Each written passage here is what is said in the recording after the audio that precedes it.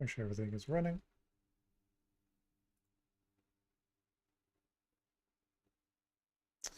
That looks good. All right, welcome everybody.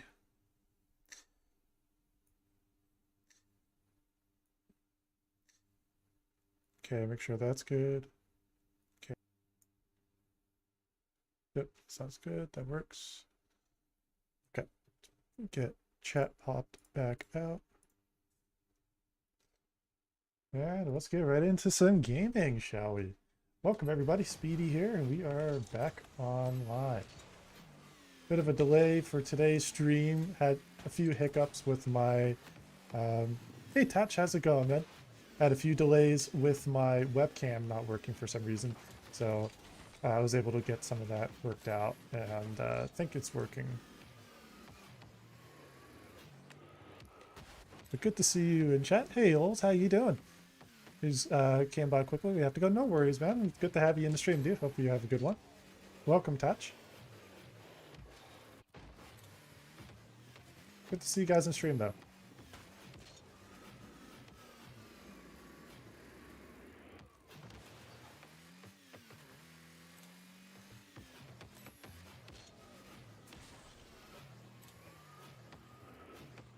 You have a good one.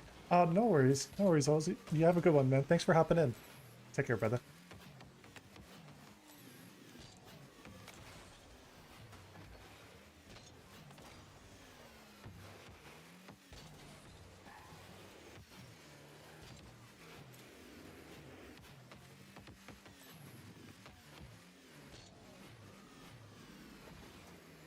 What time is it here? It is 6:21 p.m. Bit of a later start than I normally would, but all good though.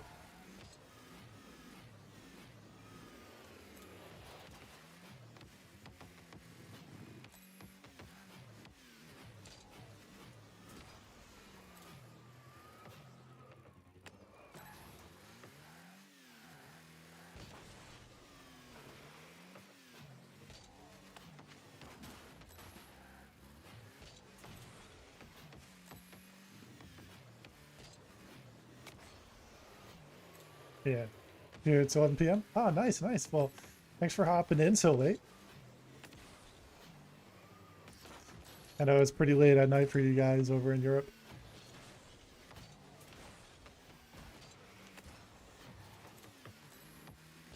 But nonetheless, glad to have you guys here, though. Next week, I will actually be doing an earlier stream because I have some stuff going on around this time next Thursday. So I will be streaming most likely around midday my time. I just came here to say hello because it's very late. No worries, Tatch. No, I totally understand if you can't stay for long. Yeah, no, I did start at a bit of a later time than normal, so I completely understand.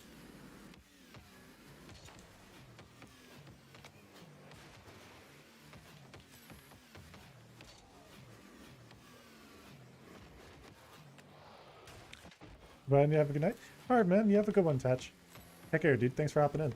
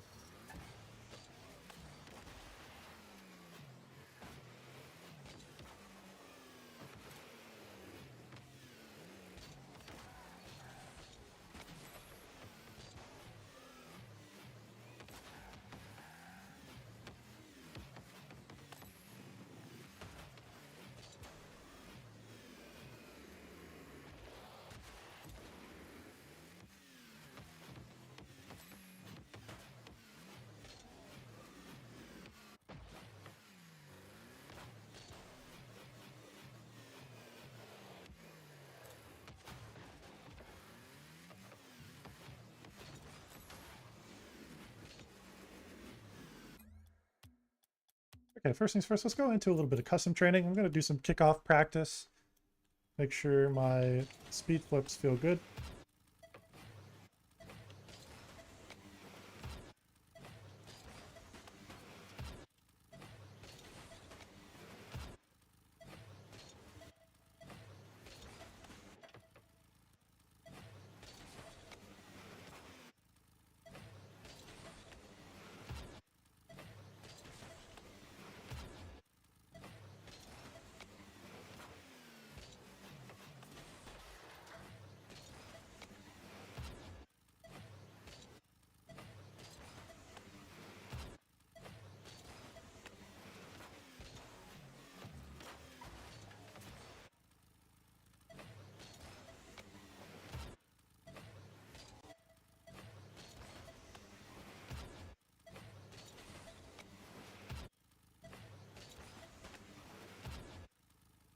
Hey, Pumpkin, welcome to the stream.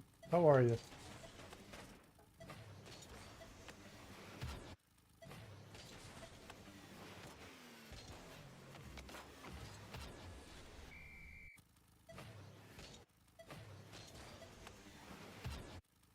What rank am I? Here you go. Hopefully you can see that. Diamond 1, Div 3 in 1v1s. Mid champ 1 right now in 2s, and then low champ 1 in 3s right now. Are you good? Thank you, man. I appreciate that.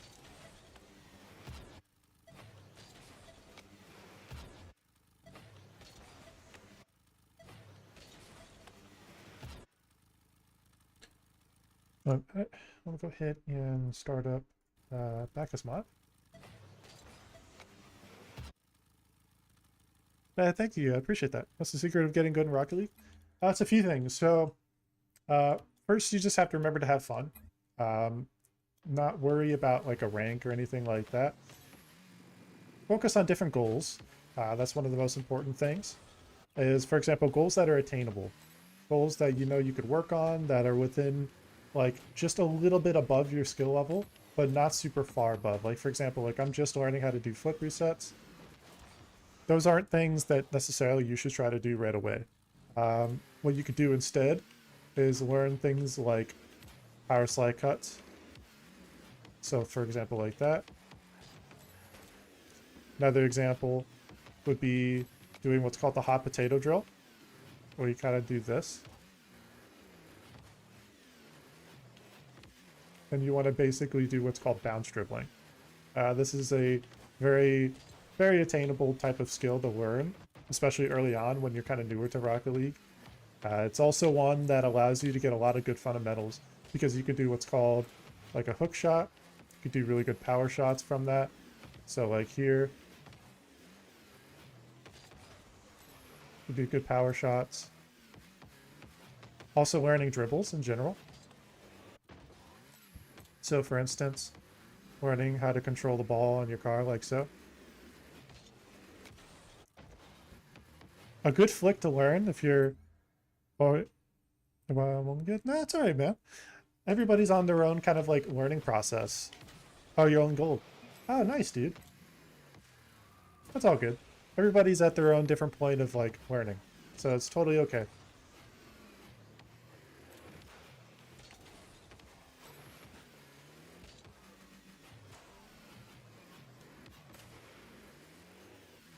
Yeah, so if you're gold, one of the things I recommend is definitely work on ground game. Ground game will definitely help you level up a lot.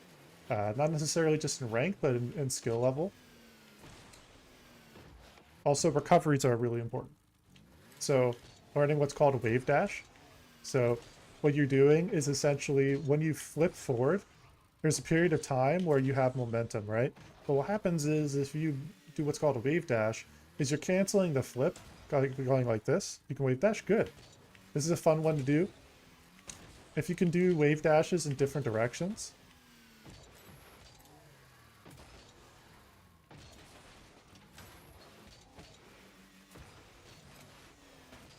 I would learn how to do what's called a half flip, where you start like this. You do a flip cancel, and then you use arrow roll left or right, or free arrow roll to help kind of guide you into the direction you need. So like so. And also half up, good. That's also an important skill to learn. What I would learn, if you already know how to do those, that's already a good first step. Continue learning basic ground play, and then start to learn how to do what's called a fast aerial. So for example, like say I hit this ball hard, and it goes out. Being able to like go into the air really quickly. Also learning how to do control touches like that. This is more advanced stuff that you can do like as you progress further into your game. That's what's called a double tap. You can do that, I think. No worries. These are different mechanics. Can we move one? You can tell me what I have to get it better at? Sure.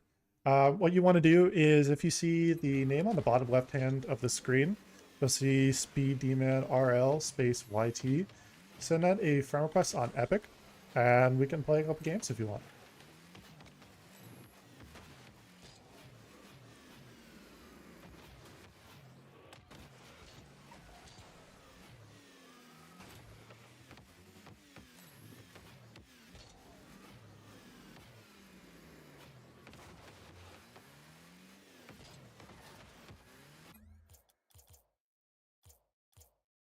Name's paused over. Okay.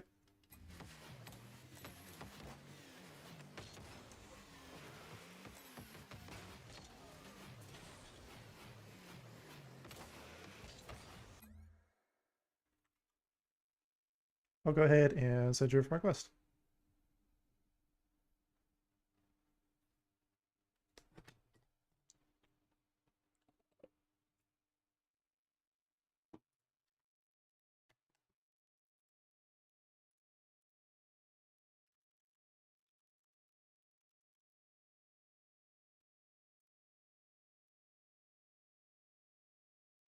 There you go. No worries. I just sent you a friend request.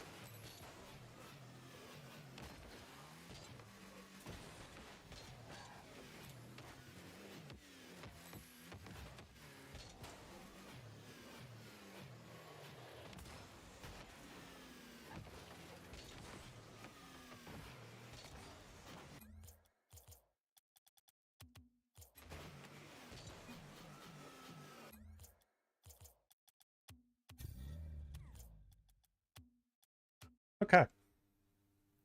So we'll go into a little bit of 1v1, and then we'll kind of get an assessment of what kind of stuff you want to work on.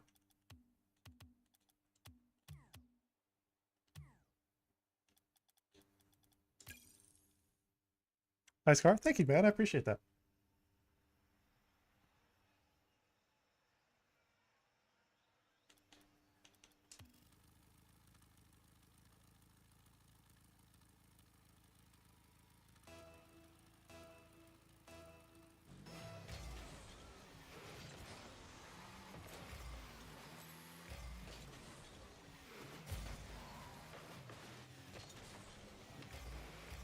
Good shot.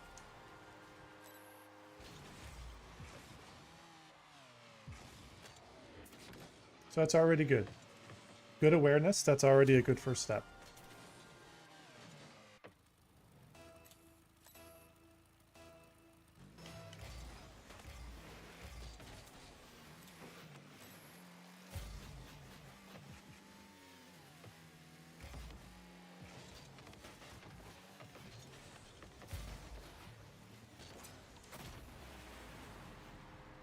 So on the kickoff there, what I did there was what's called, oh, thank you. On the kickoff there, what I did is what's called a speed flip. It is an intermediate type of skill to learn, but as you kind of transition into plat, I would definitely recommend learning. Because you can see how I'm winning the kickoffs now as soon as I started doing them.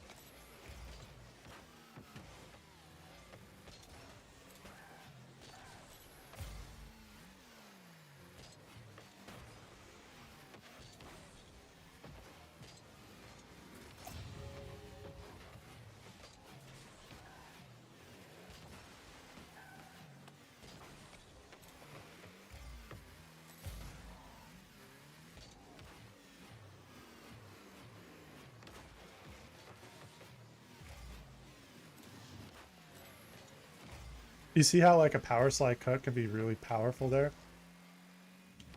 Here, try that real quick.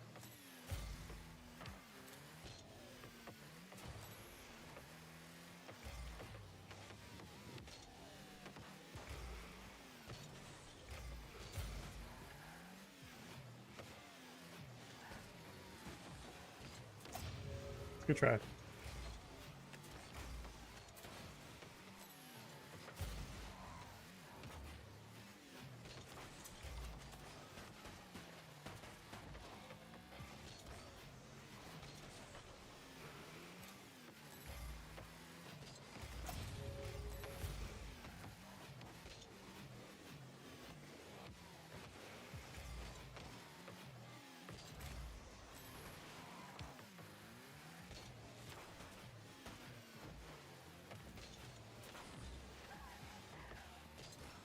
Nice. Good save.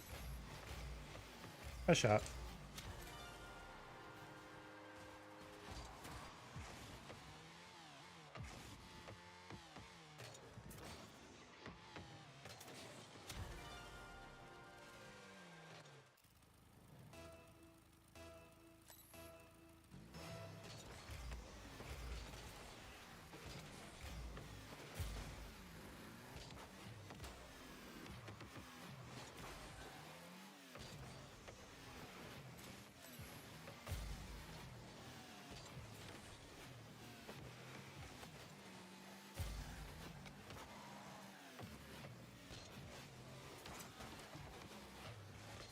Good defense. You've got good natural awareness and defense. That's already very good.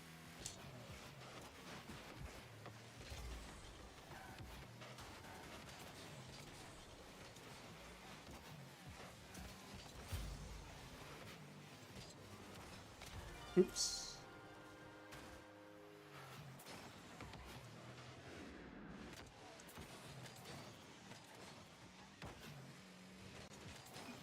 No problem.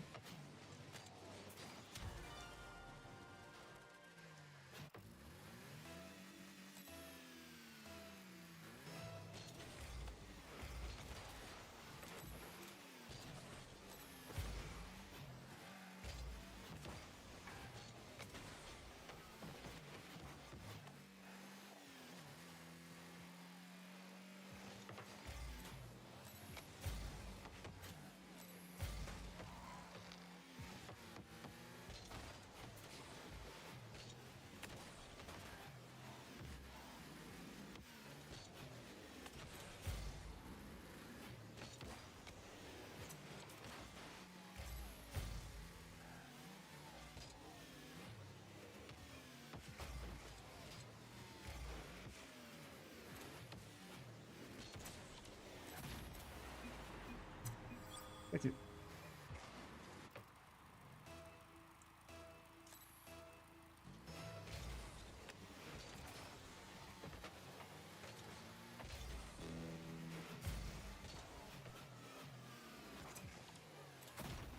So that's a case of what's called like a fast aerial. That's something eventually you're going to want to learn. So half flip there. You see I'm already like jumping into the air and then use that. Yeah, that's something that eventually you'll want to learn. It's a pretty powerful ability, and that's a skill that can very much help you a lot.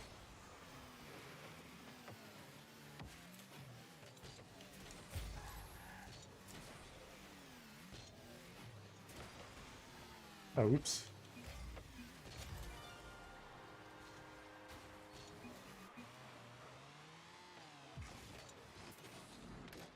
Good. So you already have like good natural shooting. That's already a good sign.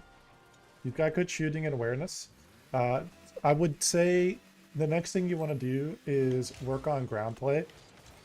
Because you already have like a good feel of like car control and awareness. And you can improve that further.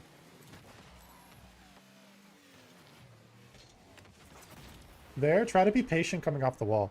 Hey Moro, how's it going, man? Welcome to the stream. Just playing with Pumpkin here. How are you, man? Yeah, so you just want to be patient coming off the wall there. And when you jump, just be careful about making yourself a bit awkward on the position.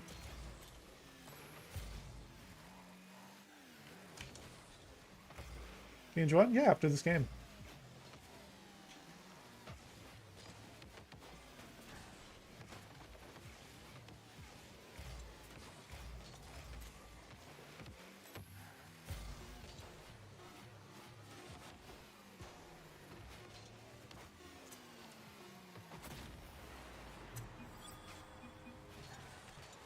Yeah, you can join after this game. What you'll want to do, Moro, is just send a friend request to the account you see there, SpeedDmanRL space YT. I am Diamond 1 right now in 1v1s.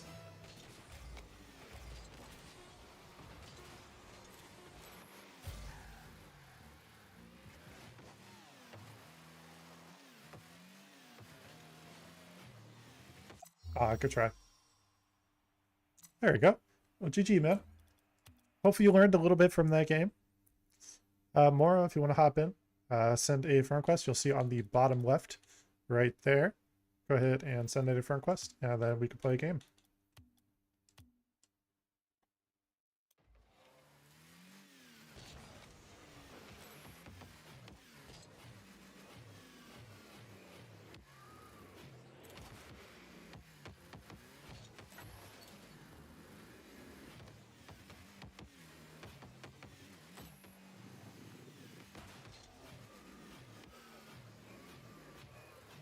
You have a 3v2 tournament? No problem, dude. Well, good luck in the tournament there, Pumpkin. And hopefully that helps you learn a little bit.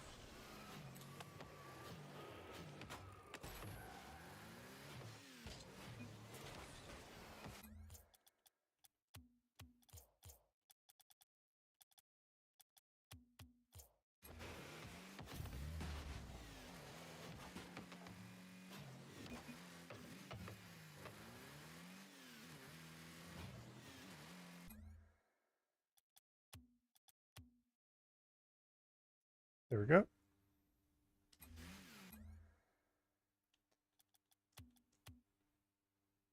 Are you in? Okay. Pumpkin, just so you know, you're going to have to, if you want to be able to join that tournament, you might have to leave the party. So just be aware of that. Soulskin. Oh, hey, Soulskin, how's it going, man? Welcome to the stream. You'll need to send me a friend request. So send a friend request to the bottom left you see there, SpeedDmanRL space YT, and we can play some games. I've already got Moro ready to play, so we're going to have him hop in, and then we'll be ready to play.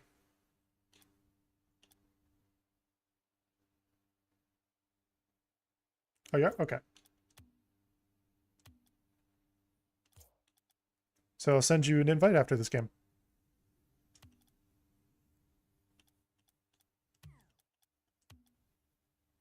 What rank am I? Here, I can show you. I am Diamond 1 right now in 1v1s, Champ 1 in 2s, and then Champ 1 in 3s as well. If you want to 2v2, sure. Do you have a tournament you need to join right now? Or do you just want to watch the 1v1? Okay, yeah, if you wanted to watch the 1v1, sure. You'll just need to go into spectate.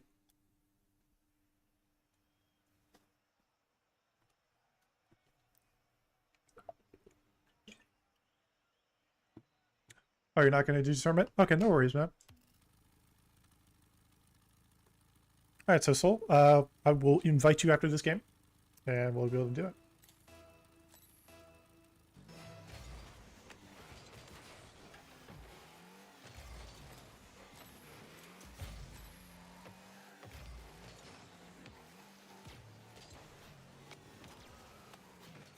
Thank you, man.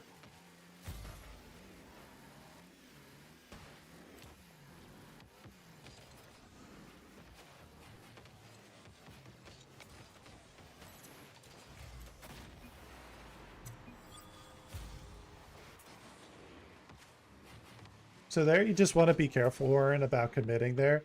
A lot of players, especially like players as they progress through the ranks, they will see you kind of charge into that play pretty early, and they'll prepare for that. Nice, good 50.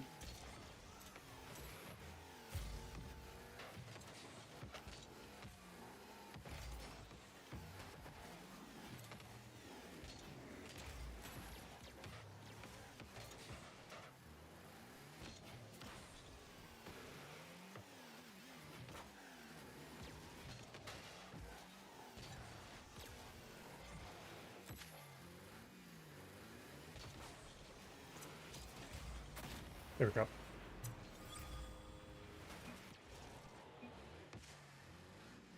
So there, what that is. Oh, you D2? Oh, nice, man. No worries, dude. Everybody's kind of learning. Ah, you don't suck at all. Everybody's at different points of development as players, so that's okay.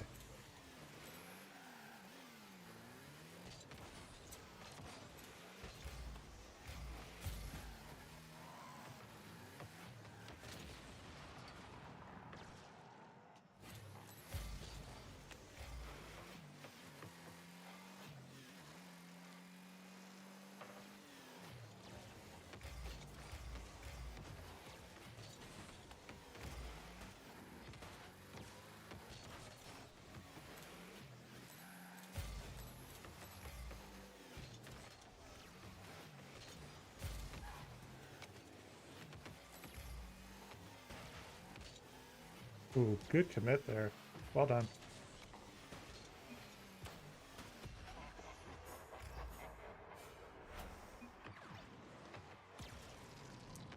Oh, nice, nice.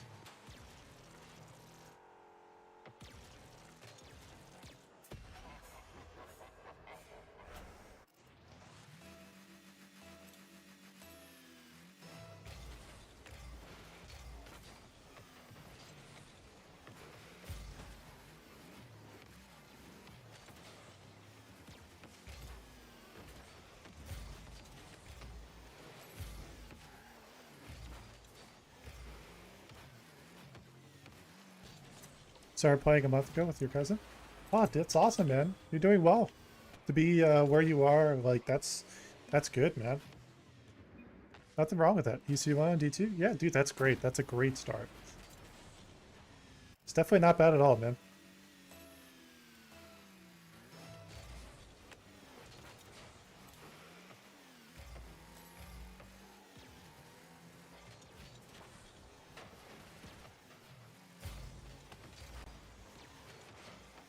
Nice, good save.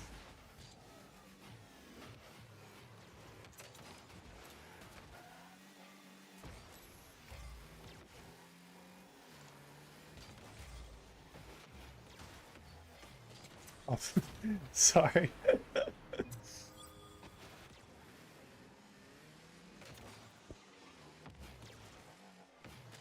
No, but that's a good start, man.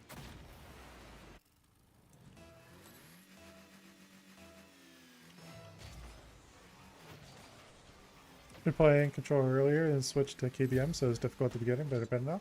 That's great. It does take a bit of time to get used to, though, when you change control settings.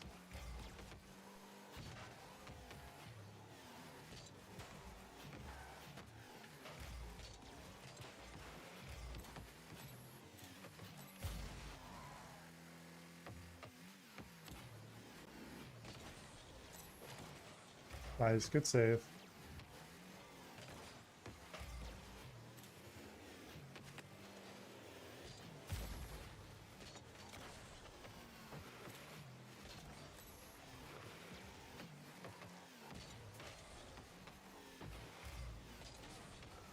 It's a good 50.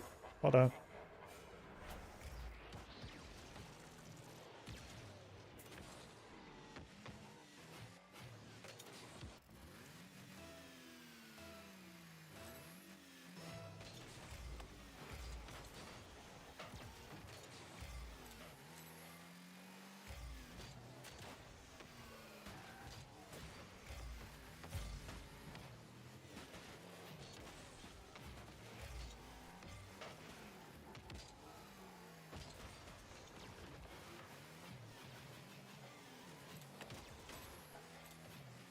Nice, good defense there.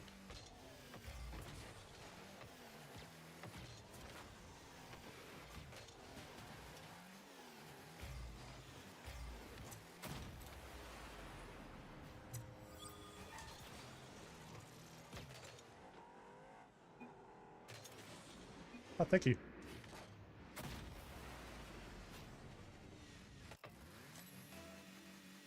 Are you trying? Yeah, dude, there's nothing wrong with that. Oh, good, man.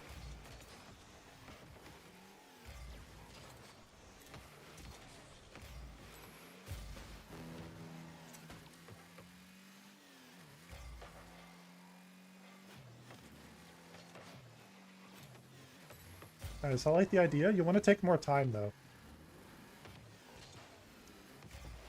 So, small tidbit. You want to be careful about full committing like that. Because what happens, Moro, is if you're like boosting like really heavily into the play like that, a lot of opponents are going to see that. They're going to be aware that you're trying to go for that, right? So you want to be careful about committing to that.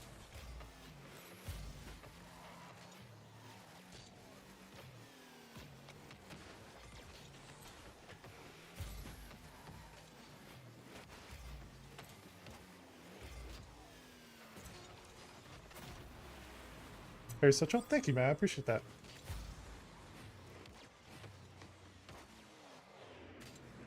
Hopefully that helps a little bit, though, to kind of understand some of those mechanics.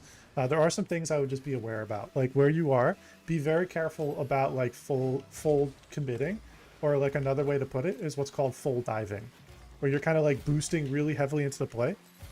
Yeah, that's a big tip right there. That'll help for sure. Because what happens is like if you're really heavy to commit into a play really early, it's easy for the opponent to see that you're doing that, and they could either jump, like say you're going for a demo, they could just jump over you. If they see you're trying to like push for the ball really early, it makes it really easy for them to know like what's going on. Pumpkin, so what we'll do is we're going to do a 1v1 with Solson first, and then we could do the 2v2 after.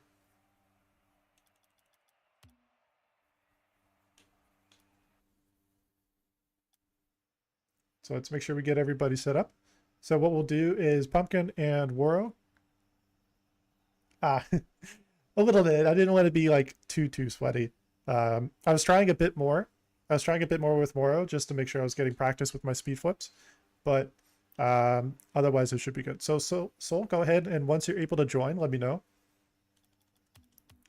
Let me back out, and then let's see here. And let's try that. You guys should be able to join now. Okay, so Pumpkin and Moro, go ahead and go to spectate, and then Soul, just pick auto assign.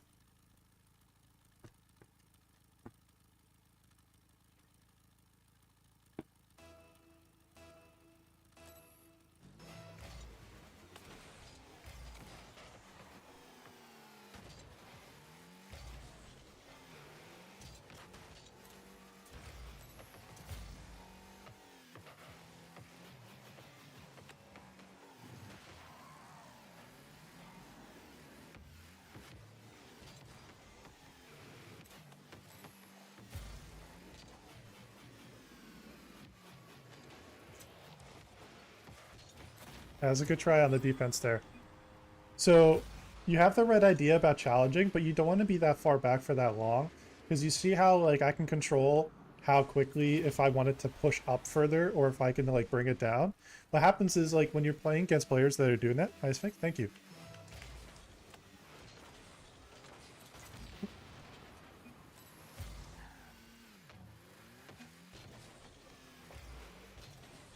There you go.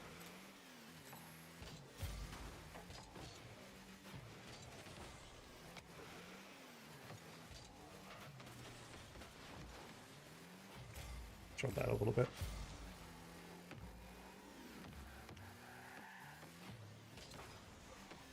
Go for a quick shot.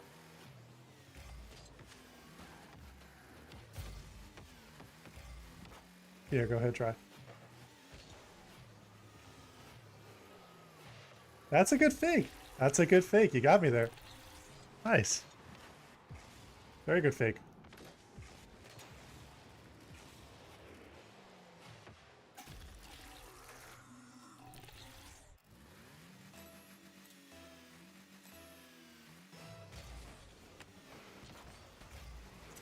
Been gold in the past few years. Oh, you were faking. Oh, that's okay. So in terms of improvement, Moro, I could definitely see there were some habits that are going to hold you back. What I would do is beware about using all your boost and a lot of boost to full dive and full commit into a position, because like a lot of players will see that and they just simply will not commit, or they will avoid your position. So you just want to be careful of that.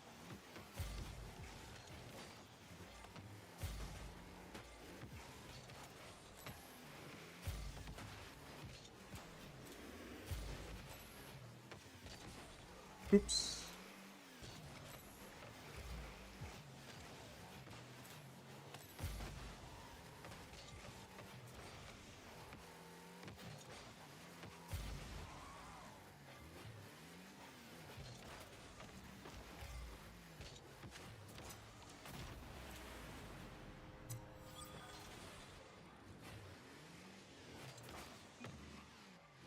Thank you.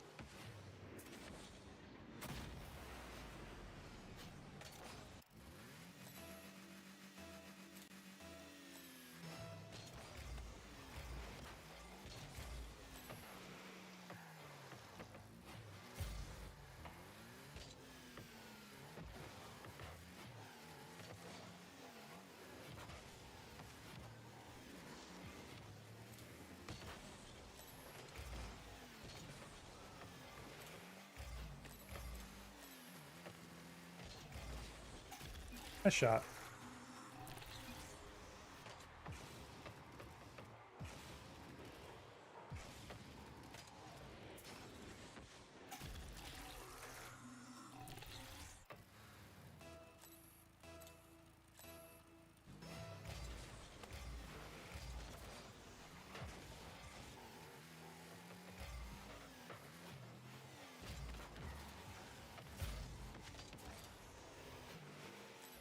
Your air movement's not bad. I would definitely give yourself a little bit of time to practice that.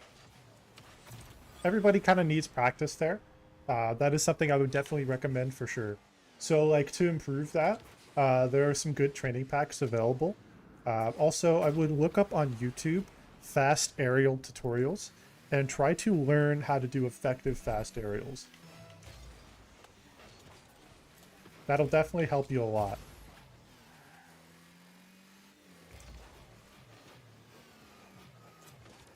Nice, good aerial defense.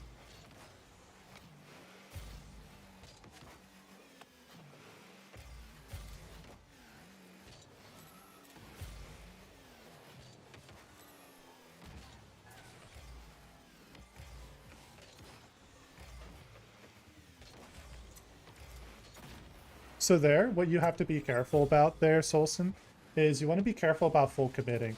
Because sometimes, like, you see how you're, like, in this case, you're committing your flip.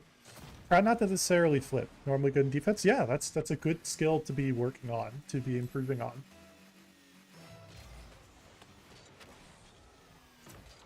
So what I recommend there is what's called a speed flip. You see how I'm able to get to the ball really fast? So what happens is when I'm getting to the ball earlier than you, that gives me a better chance at what's called a 50-50.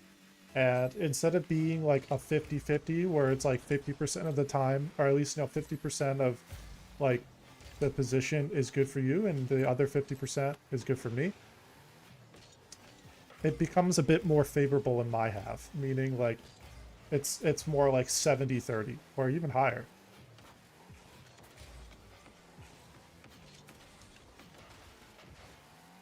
Can get better on the ground? Yep.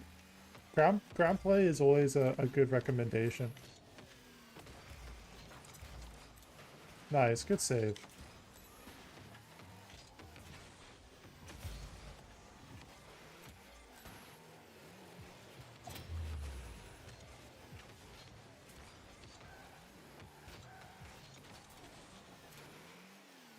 You see how out of position I was after committing to a flip? That's something you just want to be aware of. And so, like, as you flip, when you flip, every time you flip in any direction, you're committed to that flip direction. And so what that means is essentially, like, say you're wanting to go, like, forward to the right.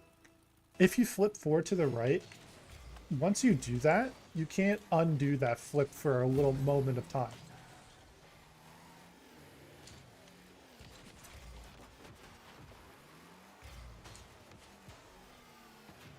Nice, good bump.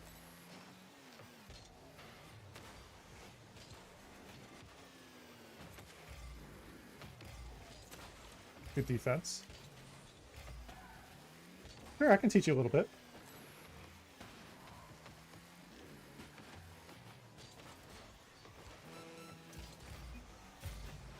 No problem, dude. This is what's called bounce dribbles. And you can do what's called a hook shot. So there you end up getting like really good power out of those. So that's another thing to learn. You see how you can get like good bounce and then you kind of just quickly do a little bit of that turning and you can really give it a lot of power. It's interchangeable in terms. You know, they're slightly different. A true hook shot is a little bit more pronounced, whereas like that's more of like kind of like a power shot, but still pretty useful. Putting notifications on. Oh, thank you, man. I appreciate that.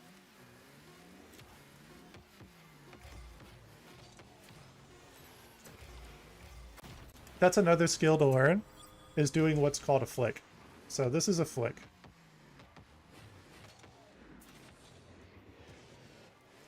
You can get a lot of power out of flicking. They're very, very useful. It's a bit more intermediate in skill, so I wouldn't necessarily try to like learn them right away. But you can see how like they could be very useful.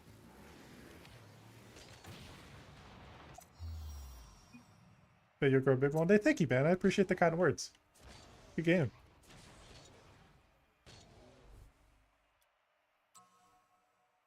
No, it's all good, man. It's more the reason I'm playing the way I am is more so it's instructive. I'm wanting you to be able to take, you know, lessons from the game and to be able to learn. That's really the goal there. I'm going to try, but I'm also not going to like be super concerned about trying too hard. Yeah, if you guys want if we want a 2v2, let's make sure we get everybody here. So let's go ahead and let's get everybody here all at once. Let's see. This game try hard? Okay. Sure can.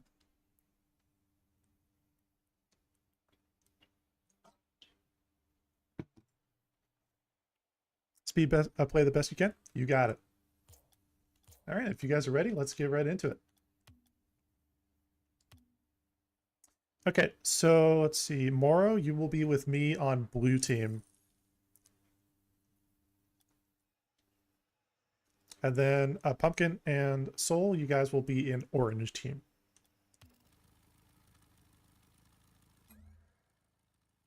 There we go.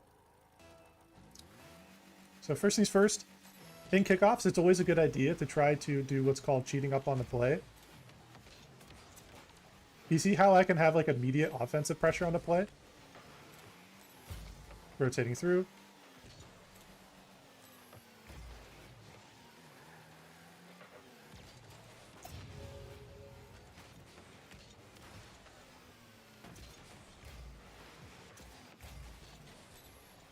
Nice, good pressure there. Grab the corner boost there.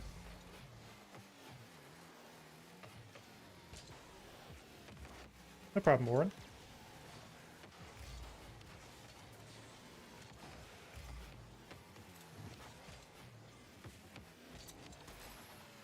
Nice. Good defense there.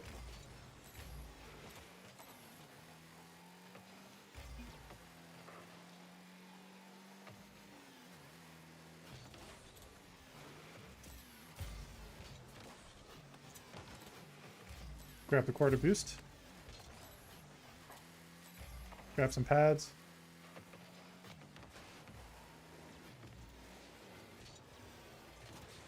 Nice, bring that forward.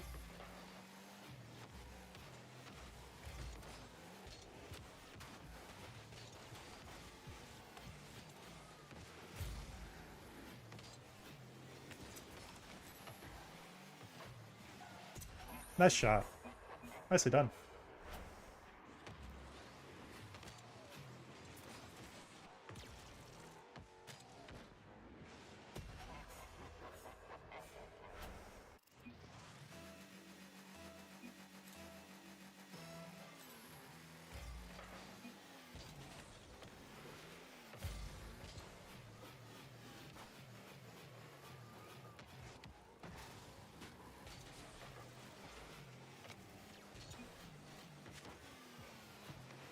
No problem, Warren.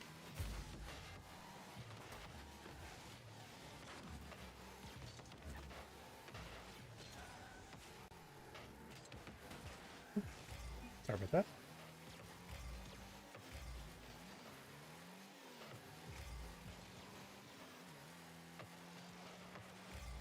Oh.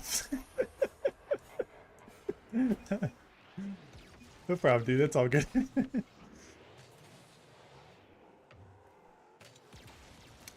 Remember, the goal of this is to learn. So as long as you guys are able to learn, that's the important thing. So it's going to be a little bit tricky with all four of us here.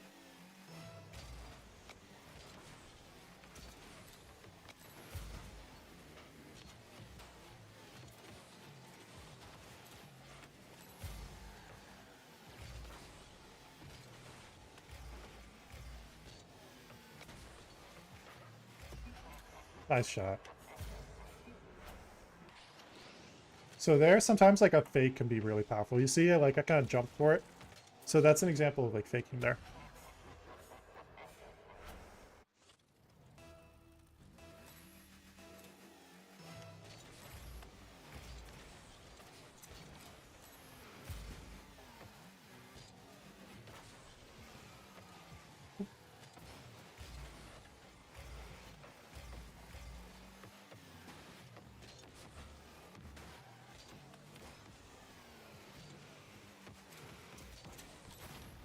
Nice. There we go.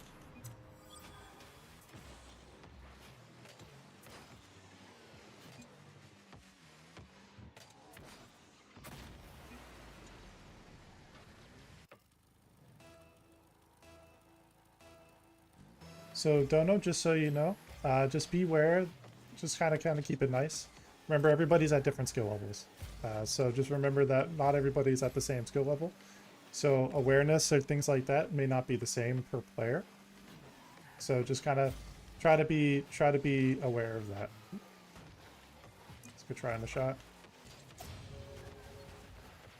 It's all good, man. Remember, we're here to learn. That's the most important thing. Is for here to learn, and you guys have fun.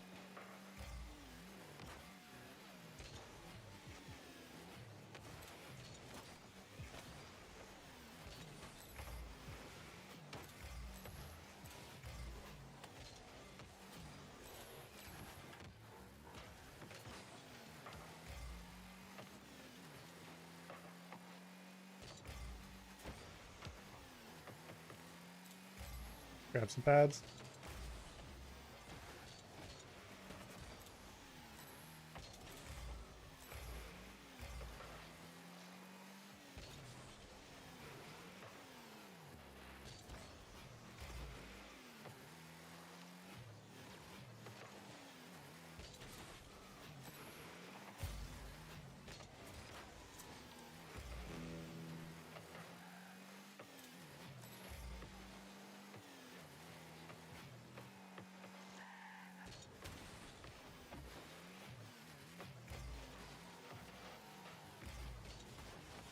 Oops.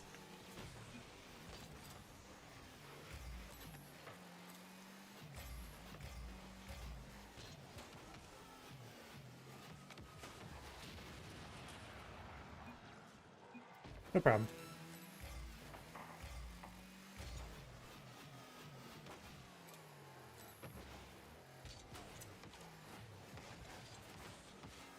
Oh, almost. What a save.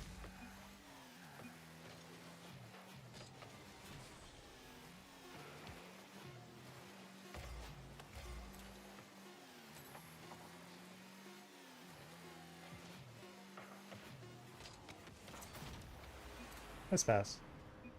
Yeah, so remember, everybody's skill level is different. Good game. So it's going to be a little bit tricky for some players, a little bit easier on others for different types of skills. Everybody has different strengths and weaknesses. So always remember to try to be kind of like kind to other players. That's always the most important thing. So if you want, we can go ahead and we will actually switch teams up. Julie, if you want, go ahead and switch teams. So next game, go to blue team. Moro, go to orange team.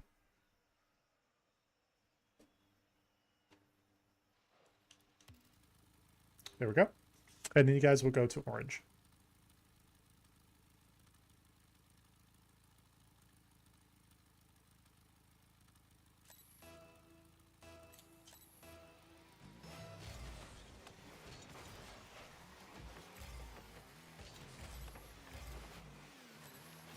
Here, grab a corner boost.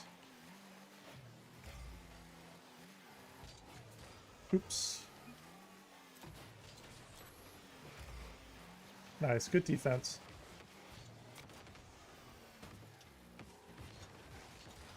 Oh no! I goofed. The impulse chill cannon. Well, thanks, man. I appreciate that.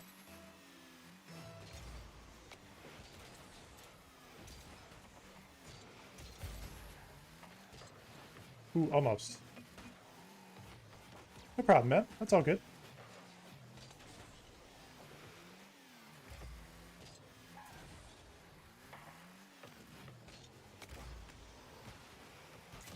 Oop.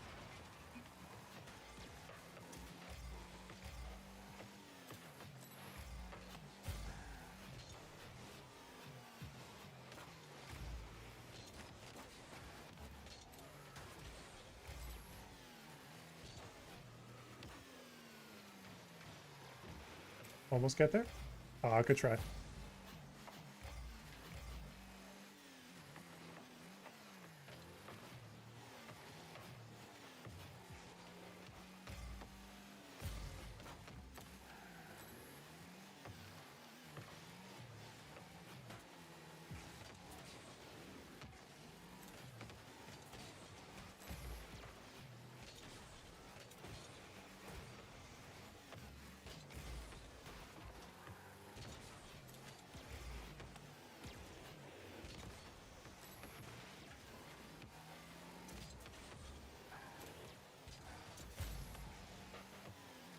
Nice. Good pressure there.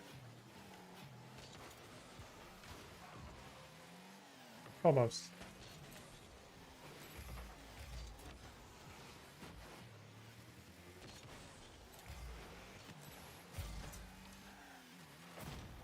Nicely done. There we go.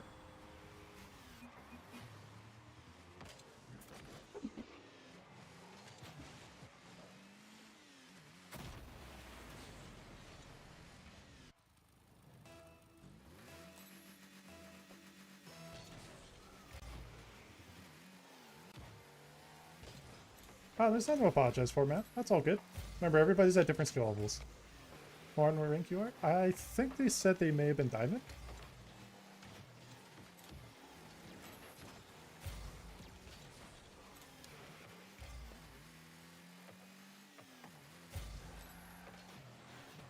Ah, my fault. No worries, man.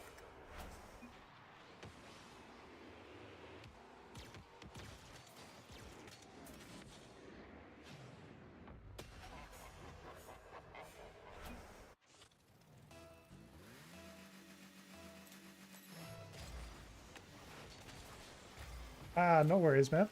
It's all good, Pumpkin. Remember, you don't need to put pressure on yourself. Remember, this is private games. So here to learn. This isn't the SSL promotion game or RLCS. Oops. That's my fault.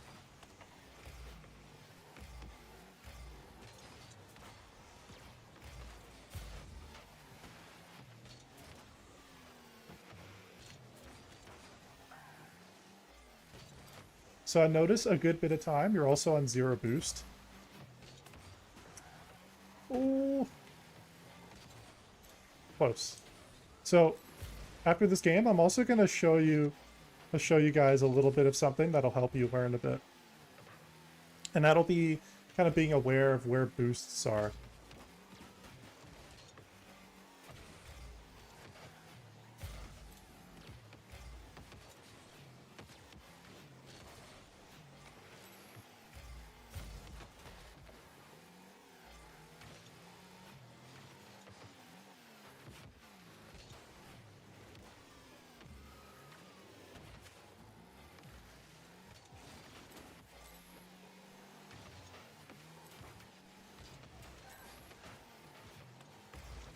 Good try. That's my fault. I kind of put you in a bad spot there, bud. I give up? Nah, man. There's a minute left in the game. Plenty of time left. It's all good. Don't put that kind of pressure on yourself. You got this. Come on.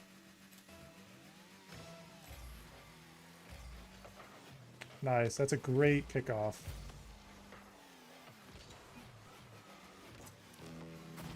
See? The game is not over. The game is not over.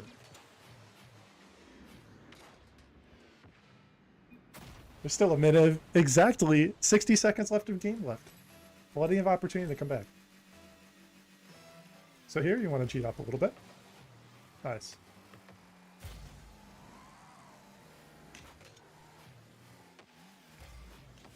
There you go. Oh, my bad.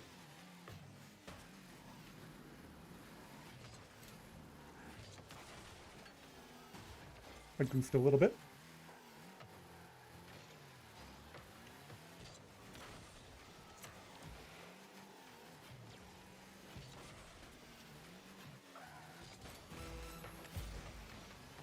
Nice. Good control play.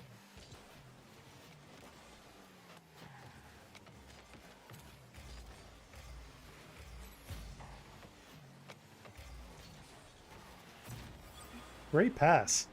And now, we're tie game. You see how, by not giving up, we were down 1-3, and we are now 3-3. Thank you. Game's not over, guys.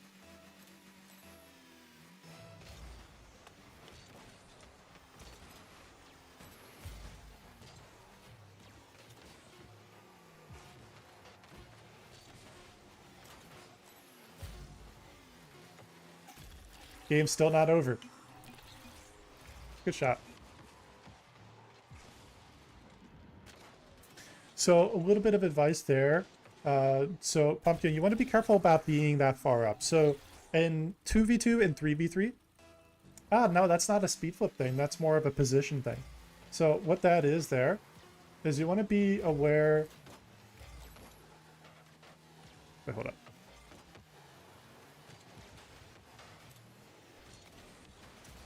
No, good try. What I would do differently is you want to be a little bit further back to the play. So you see how I was kind of pushed up as first man and how like as second man, or what's called last man in 2v2s, you were like really, really pushed up. The more pushed up you are into a play as last man, the more hard it is and more difficult it is to be able to get back and cover for a defensive play. So what we're going to do is we're going to do one more 2v2, but this time, let's see here. I think, so Soul, you'll be with me this time. So you will be in orange. Actually, no, you'll be in blue. So, Soul, go ahead and hop into, yep, there we go. And we'll do this one. So just remember, left goes. Okay.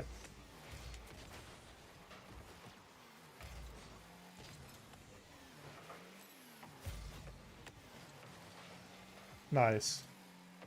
Good pressure so far.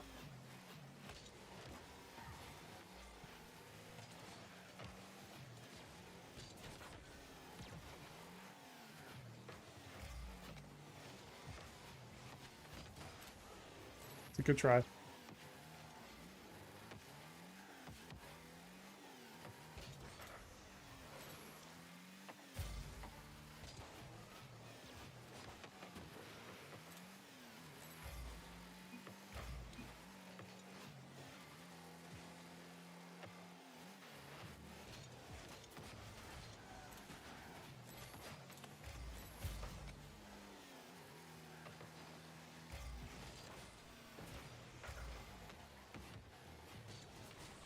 Oh, oops. Ah, there we go. Okay. We're chill. It's all good. No apologies needed. Remember, the goal is to learn. So mistakes are going to happen. Mistakes are a totally normal part of playing any video game, anything in life. Mistakes are normal. What's important to understand is when you make mistakes, it's not a matter of if, but it's a matter of when, that you don't want to be so mean to yourself over mistakes. Mistakes are going to be happening. They're totally normal. It's part of learning. But as long as you learn that mistakes are opportunities to learn, you'll improve a lot. You'll improve a lot faster as well.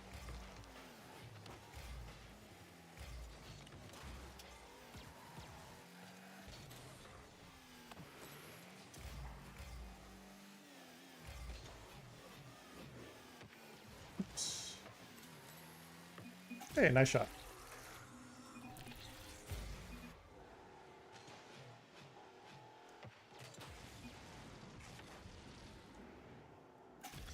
That's the mentality you want to have.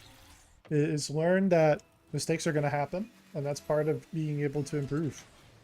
And so as you learn through mistakes,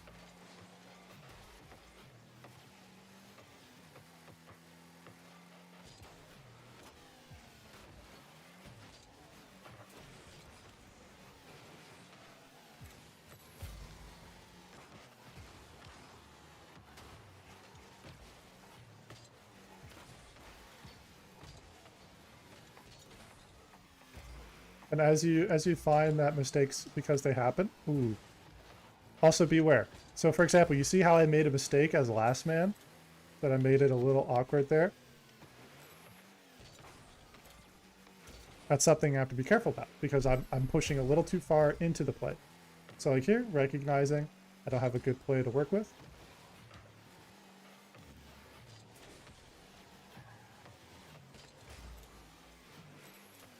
And just kind of knowing that it's not the safest play.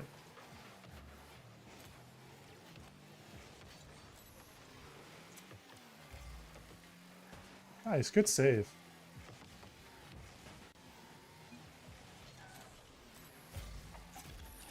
Nice shot.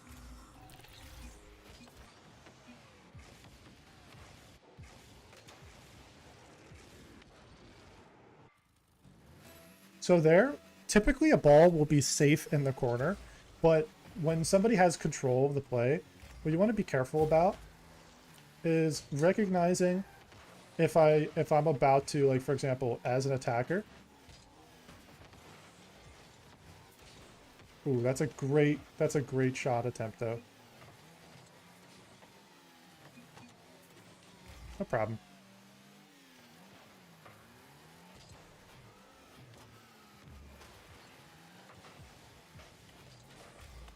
Nice, good pop.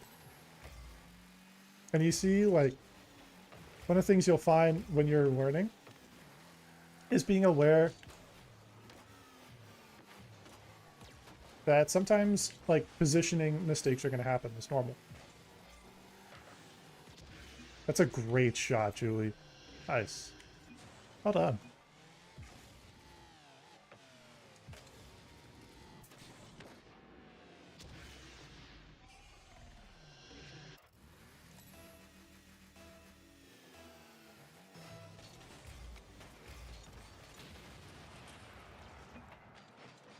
No problem.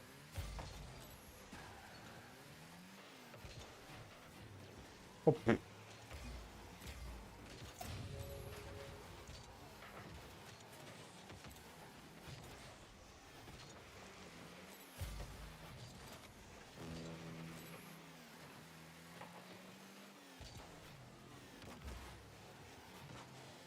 Nice, good control play.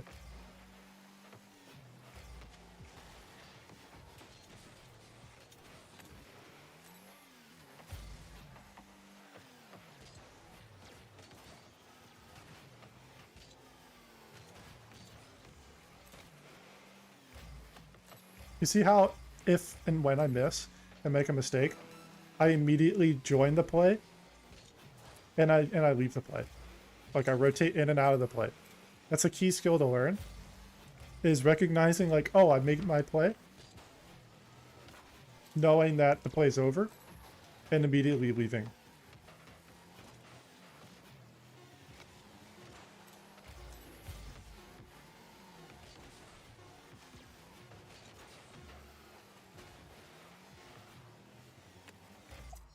GG. Indeed, that was fun. So hopefully you guys were able to learn from that. I'm actually going to go ahead and back out of the party. I'm going to go into training and kind of show you guys a few things to work on. Just a few kind of takeaways for you guys to kind of learn from. That's okay. Remember, we're all here to learn. That's the point. So how to learn and also have fun. So hopefully, guys, you can see the stream. I'm in training mode now.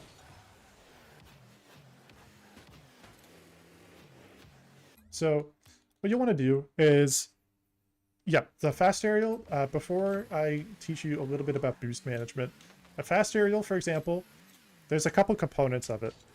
Is you want to learn how to use your left joystick, for example, and kind of have your car pointed back on the ground. So you see how I'm kind of like, I'm holding the joystick back. When I press jump for the first time, see how it's going to point, it's going to kind of flip my car backwards. It's going to go like that. So when it does that, what you want to do is as you do that for the first time, you want to immediately, as you get into the air, let go of that first jump and then press jump again. You see it like that? There's actually a really great, let's see. Let's see if yep, I still have it.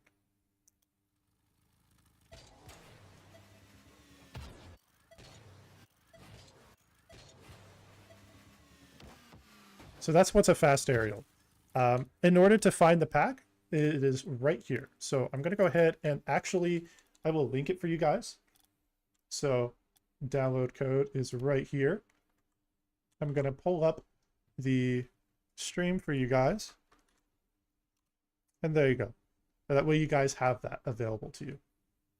So go ahead and plug that in, and that'll actually be a great way to learn fast aerials. So the technique is really simple. And so first you want to pull back like that. So you'll be pointing up. And as you're pointing back, you want to jump that second time. And then you want to be boosting. You see how by boosting after the first jump, you can get super fast to the ball? This is what's essentially is traditional technique for a fast aerial. And you see how by being off, like off direction, I'm going to miss it.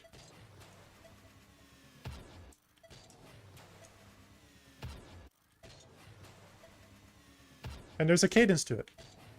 This is something that I haven't like necessarily specifically practiced in a little while, but there is a speed to doing that.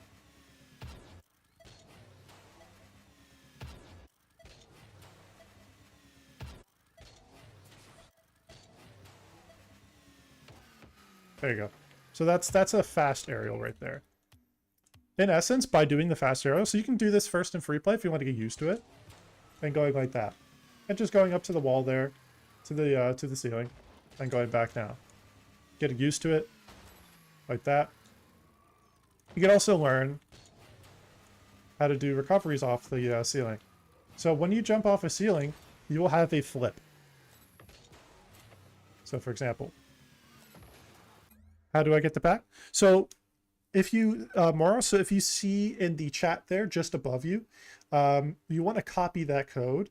Copy that code and then go into training right here. Go to custom training. And then use, for example, if you're on a controller, like for me, press X and you'll see like enter code right here. And you'll want to enter that 16-digit code. It'll have everything you need for that. And that is how you do that. Excuse me. It is also available here if you want to be able to look at it. You'll see it on the right side of the screen, download code, and then C3E7. Remember, you need to have the little dashes there. So dash 55B3 dash F66D dash 0E12 is the code there.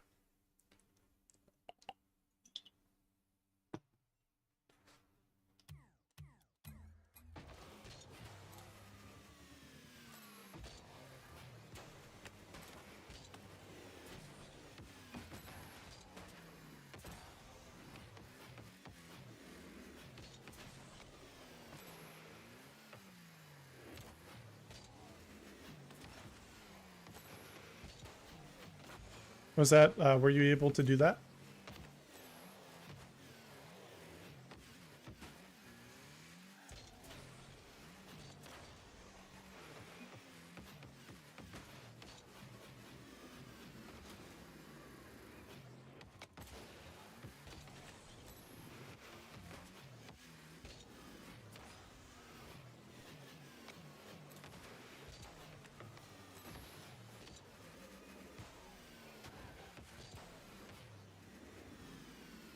Hopefully that helps a little bit.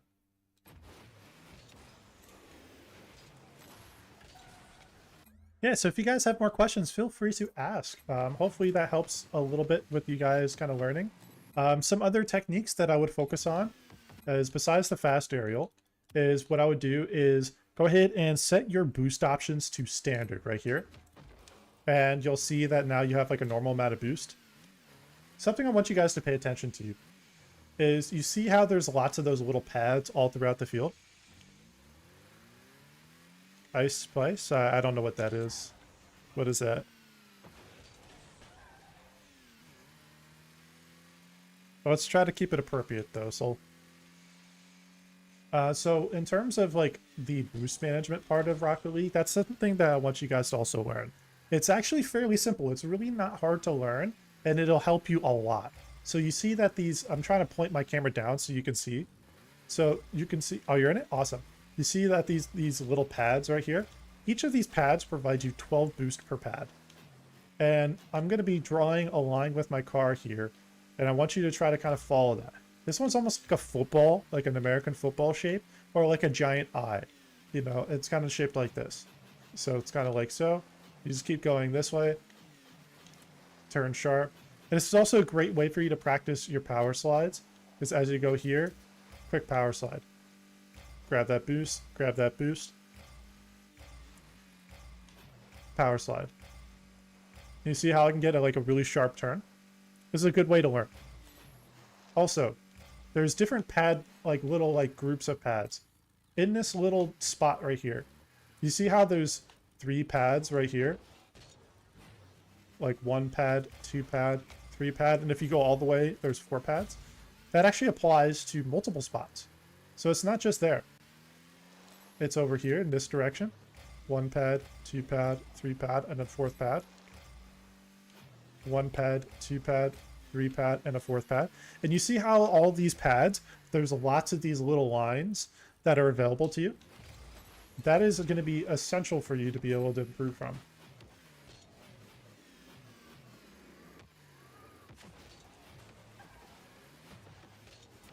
So boost management is definitely a big topic. That is something I very much, for all of you guys here, I really recommend, excuse me, sorry, recommend learning. It's an essential skill that you will very much advance as players. It will definitely help you.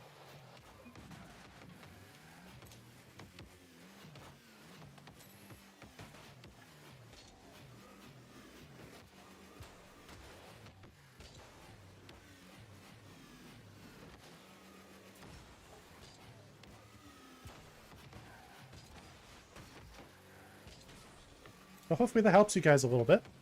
So you guys are aware I am going to be backing out of the party. I'm actually going to go ahead and get ready to do some practice for some 1v1 games. I'm actually going to be doing a couple recordings, and yeah, we'll be getting started. So I want to say thank you guys for hopping in. Feel free to hop in and kind of just hang out. You know, we're going to be kind of playing some games for a good bit. We're not going to be streaming for too long. It is hard. It does take some practice. What I would do is once you get used to good technique, make sure you're first learning good technique. That's the important thing. And once you understand the technique, then start practicing it. As you practice it more, you'll want to be doing it, maybe I'd say like, you could do it a few minutes a day at most. You don't have to do it a bunch, but just do it a little bit, just so you get used to it. Especially in the like early times of learning, what I would say are the really good like formative times as a Rocket League player. Those are good times to learn some of those techniques.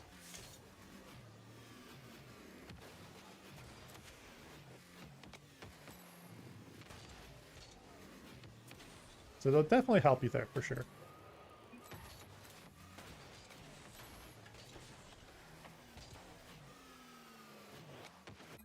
Okay. So next thing on the menu is we'll go to custom training. We're going to do a little bit of kickoff practice. And just make sure I feel good with that.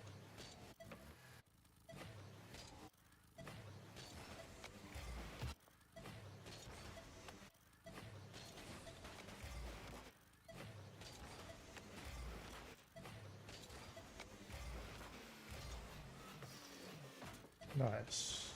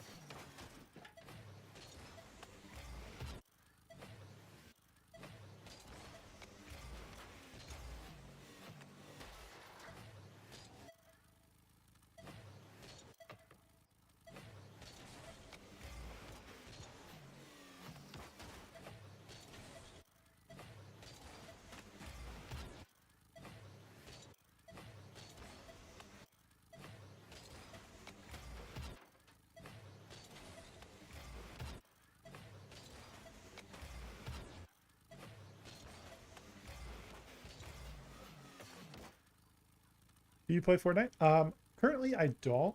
It's been quite a while since I've last played it. Not a bad game. It's just not really. It's not really my cup of tea, so to speak.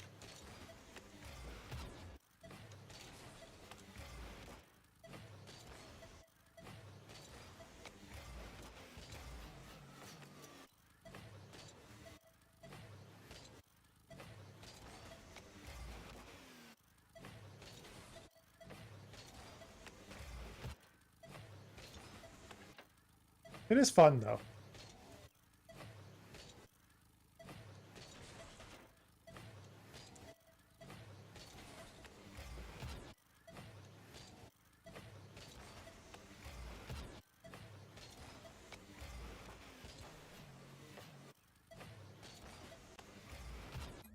Need to watch the live event on November 30th and play the new Chapter 6 map as well.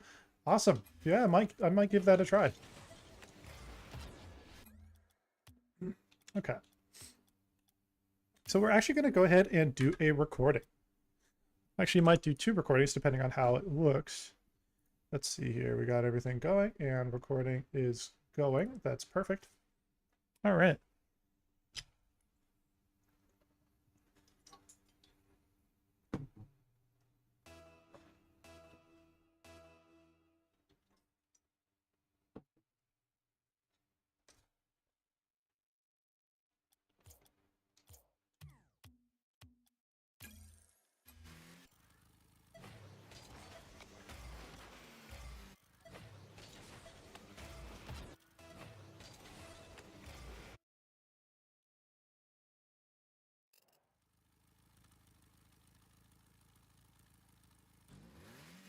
What's up, everyone? Speedy here, and welcome to this 1v1 video. Nice. When to kick off there. Play the bounce. Fake. Have this mid boost, but it's going to be a little bit awkward. And nice. Starting off strong with a good kickoff there, and then getting the first goal of the game. So their opponent just makes themselves awkward there. They're kind of like far off there.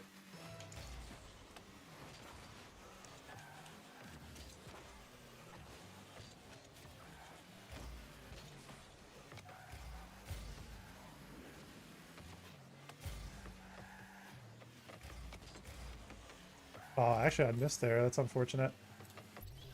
I was thinking they're actually going to like cut there and they just didn't go. Oh, good though. You're going to go for a fake.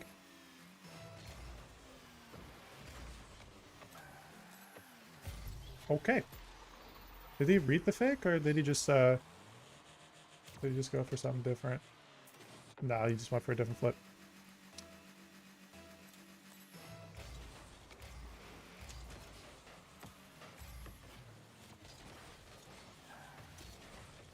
Nice.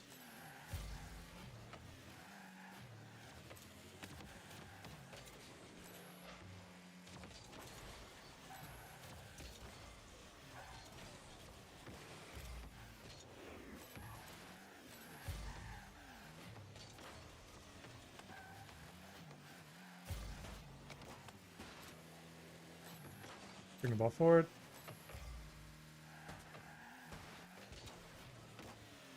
That's a great touch. Nice. Pun is playing well. You do a 2v2 with me? No, unfortunately, sorry. I'm more of a ones man. But I appreciate the idea though. For anyone curious, I am actually streaming right now. I am live streaming on YouTube and Twitch.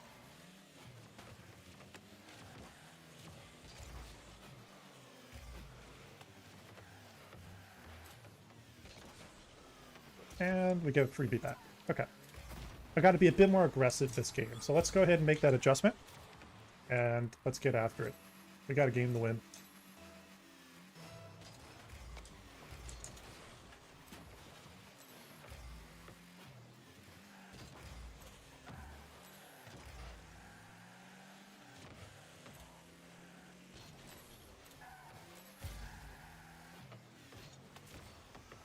Damn, bro, didn't really go. I mean, I respect it. Normally people actually get ready for a flick.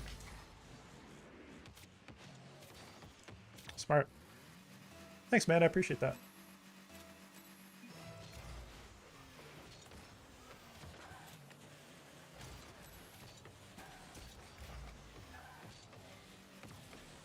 Yeah, I don't know. I feel like that bump should have done something to him. I know I'm not playing great, but yeah, that bump really did nothing to him. That's really unfortunate.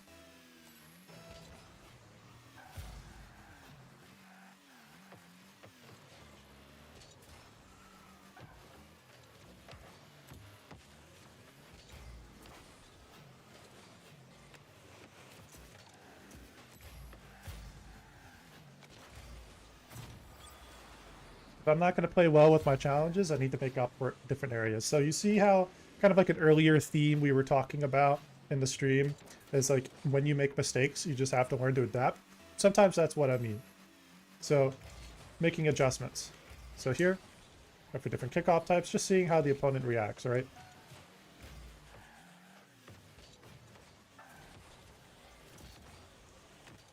See, the opponent's just going to commit themselves a lot. Let them make their mistakes too. Everybody's going to make mistakes. It's just a matter of who adjusts as well.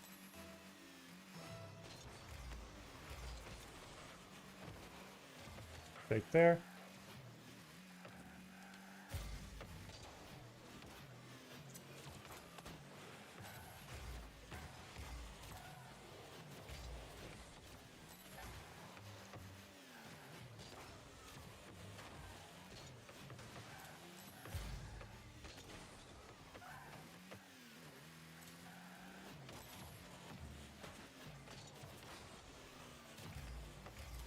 Try to stay aggressive there. Let them pop up. Put a quick shot on them. Didn't get the pop I wanted, that's okay.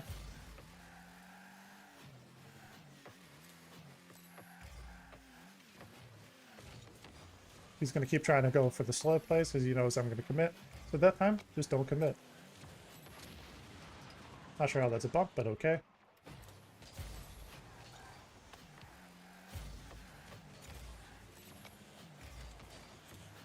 Yeah, they're just going to take advantage of being a slow player. That's fine. You're going to head out more? No worries, man. Take care, dude.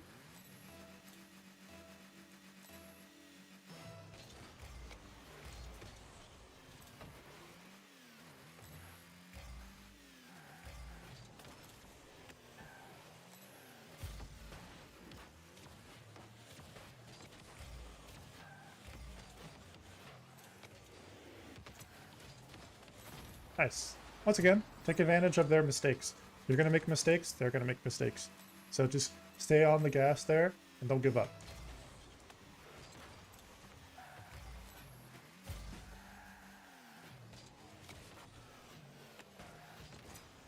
Just like that. Just stay on it, put pressure on them. Now the game's tied, minute to go, and now they're going to start feeling that pressure.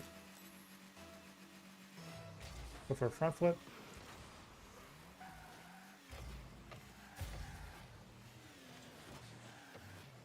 That's okay.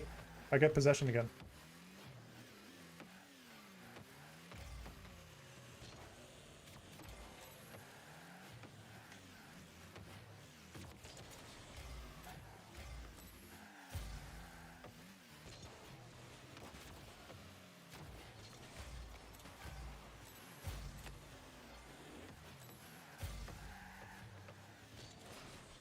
It's a really stupid challenge.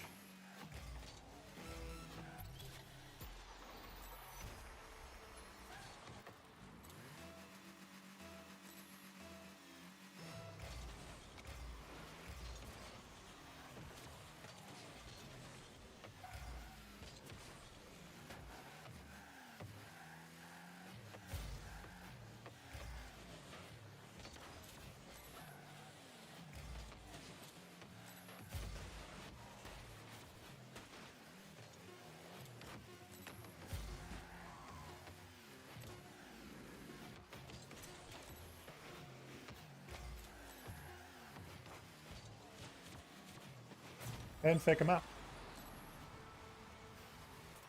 Now it's any man's game.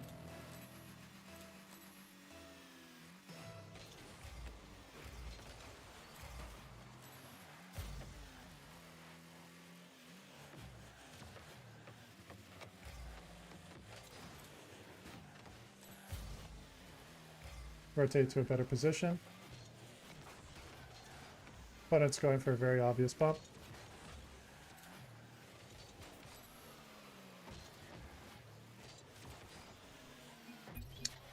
Good game.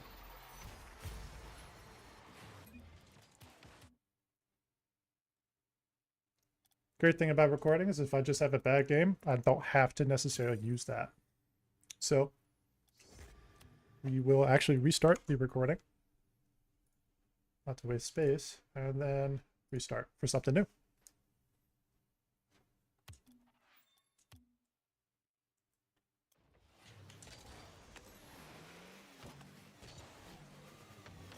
There, my mechanics were lacking, and then also my decision making was lacking.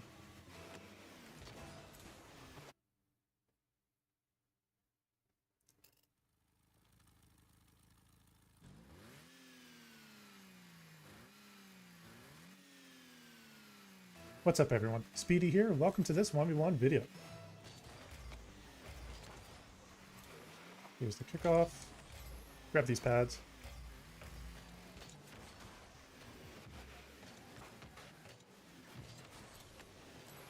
I'm just going to stay aggressive.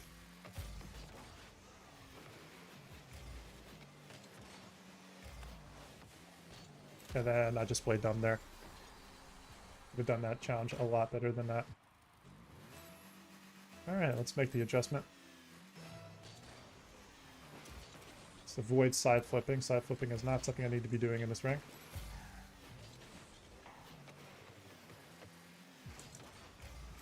Nice, not giving the space.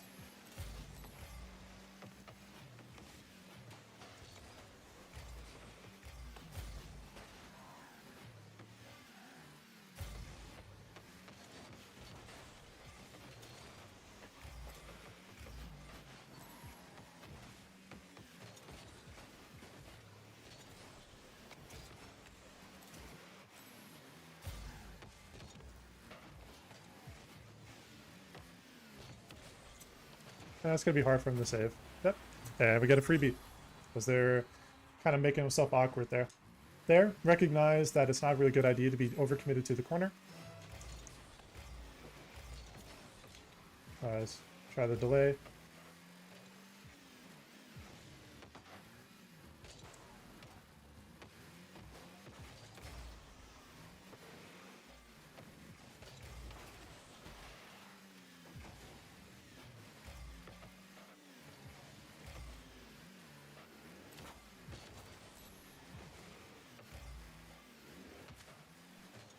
Let them keep trying.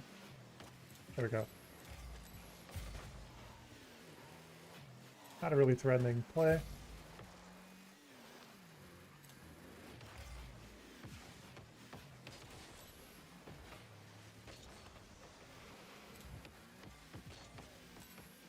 Nice try, buddy.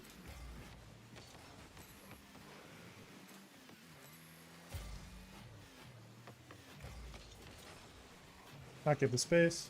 Grab the mid boost. Rotate through. It's gonna pop.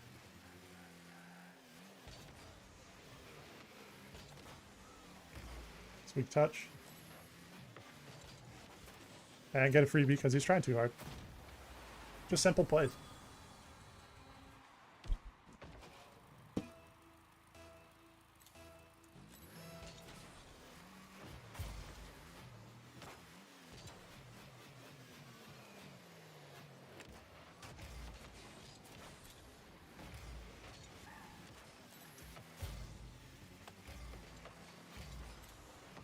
Great counter shot.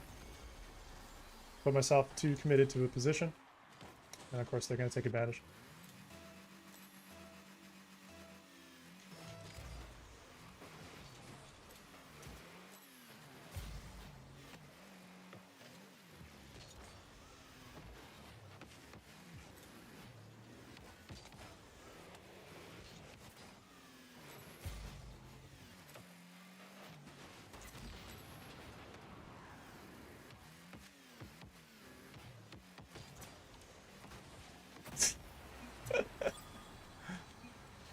That is a certified oops.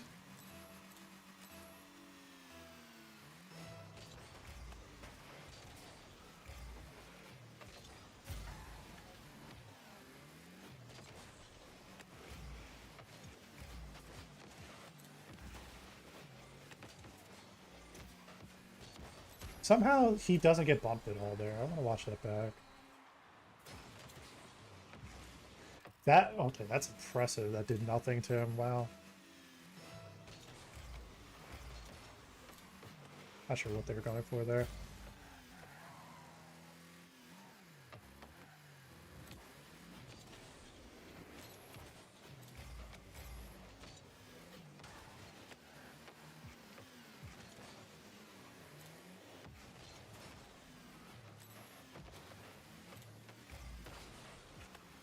Put the bump on him. Can't really stay committed.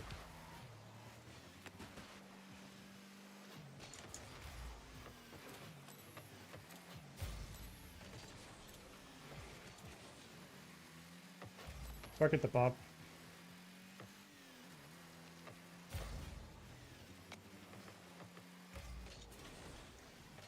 That sucks.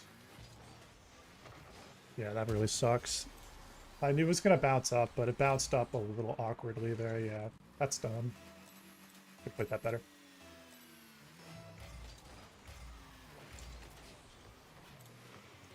Try something a little quirky there with the kickoff.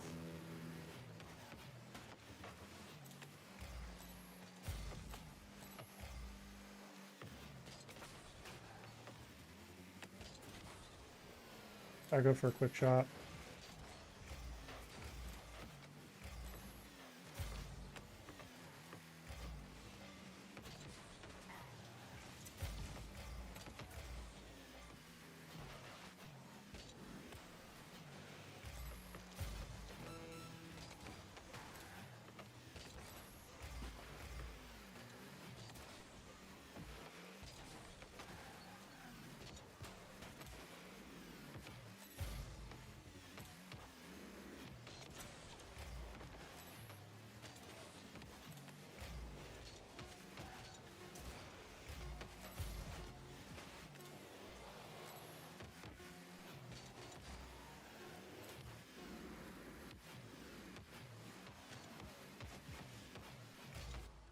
Good try.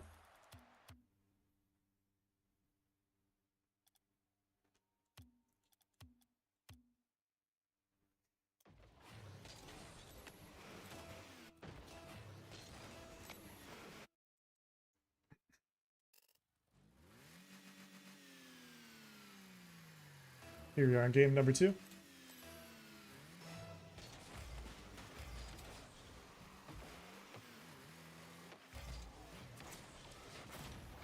Nice. Kickoff win to start. Not bad.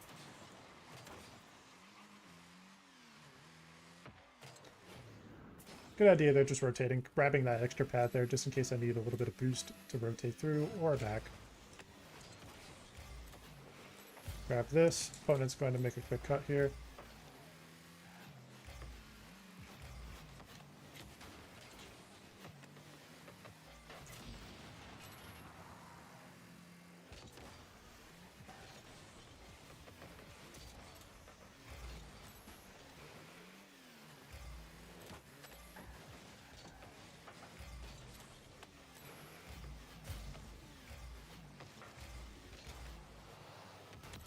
Good shot.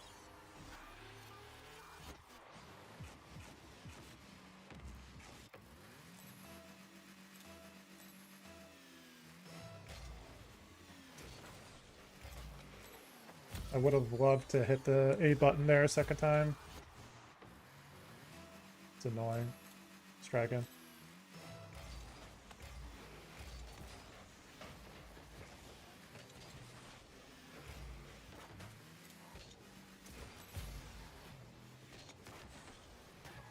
I'll give the space.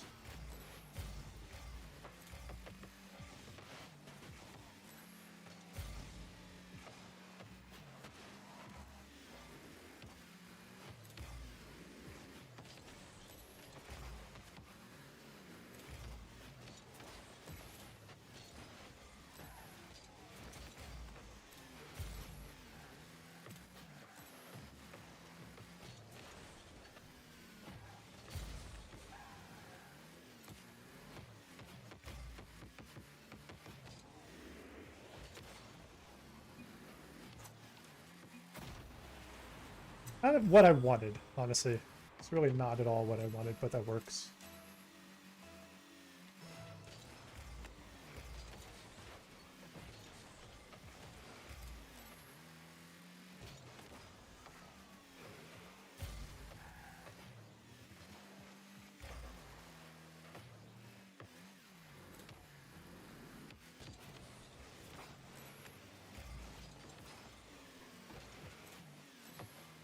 It's annoying. It's not getting contact like I want. Wanted a better flick over. That would have been a little bit better.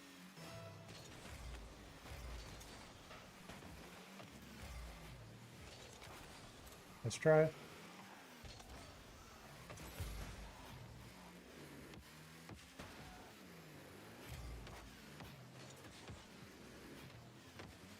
Get another freebie. It's a little bit of lag, so hopefully see what's going on. That should be good. I don't know why it's dropping frames like that. Hopefully that doesn't keep happening though.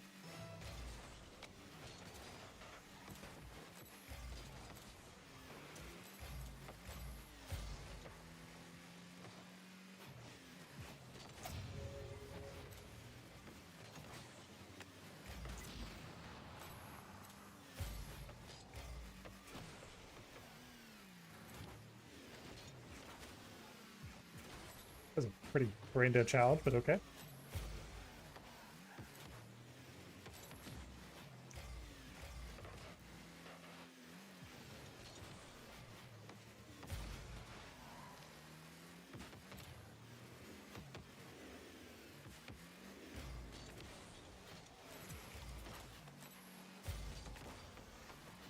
Bring it back to my corner.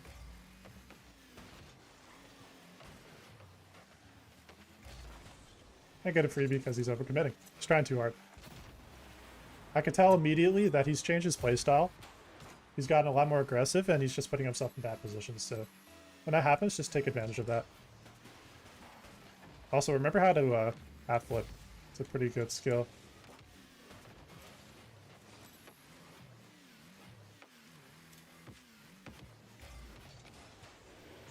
Another freebie. GG, buddy.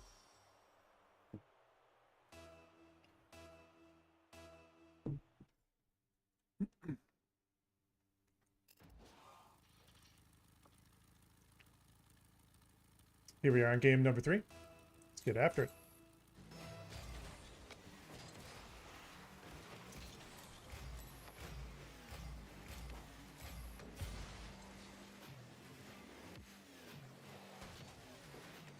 Yeah, you're not saving that. You are not saving that, buddy. Let's go, dude. That's a perfect touch. Just kind of like pre-jump a little bit.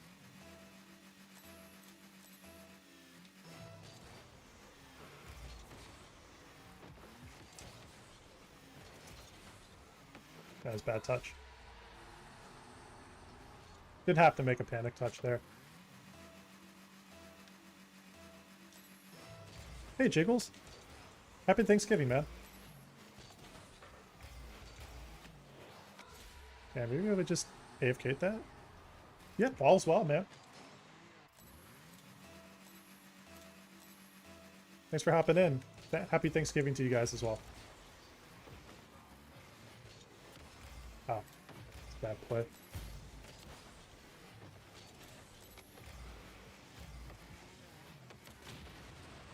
Not sure how in the world that's a bump.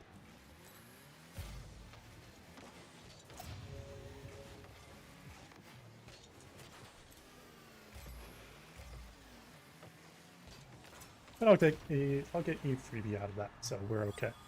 Yeah, man, thanks for hopping in, dude. Hoping you were doing as quite well, actually. And then, yeah. So for anyone curious, I am actually streaming right now. I've got Twitch and YouTube pulled up. Okay, so this guy's doing a lot of kickoff shenanigans.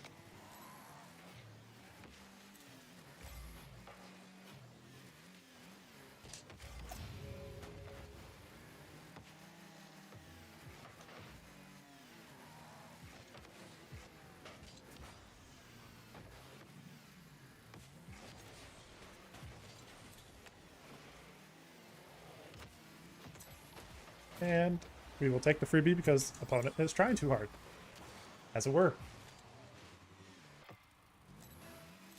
Let's go for a delay here.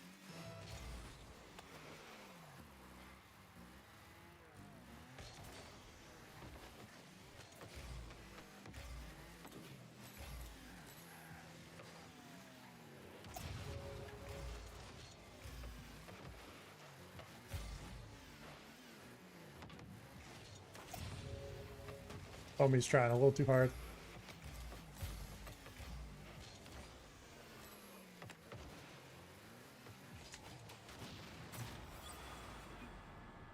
And the uncle. We'll take it. Bird needs to calm down.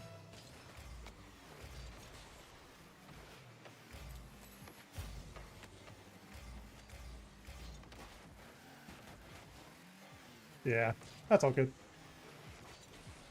Oh, no bump there?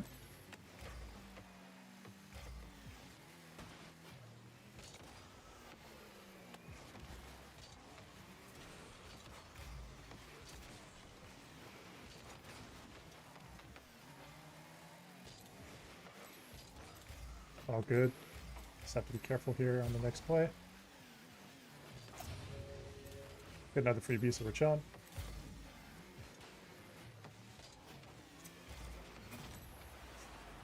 Sorry, bud. Oops. Let's watch it back, since it can be toxic. Oops.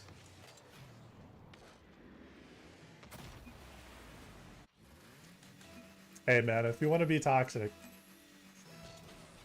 you can play that game. And I'm happy to make you watch your mistake back, especially if you're not going to correct those mistakes.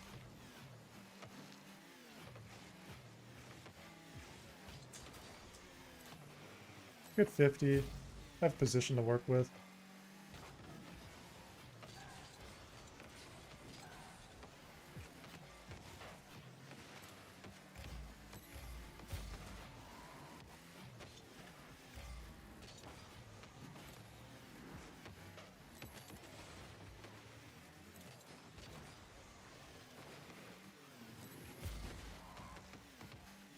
Maybe a possession.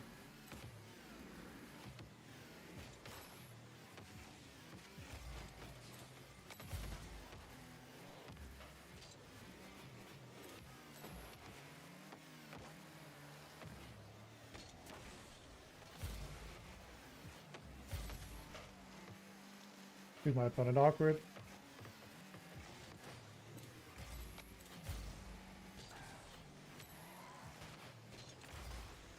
And they overcommitted once again.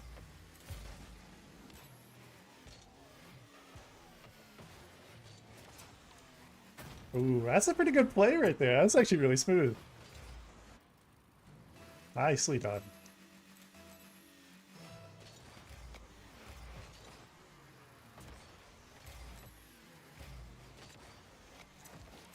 Force some awkward there.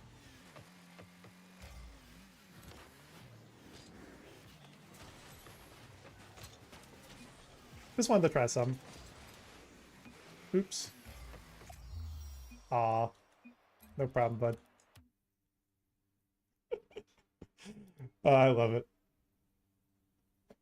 If you enjoyed watching this video, I'd like to ask you to hit that like button, comment, and subscribe. Thank you so much for watching. Speedy Man out.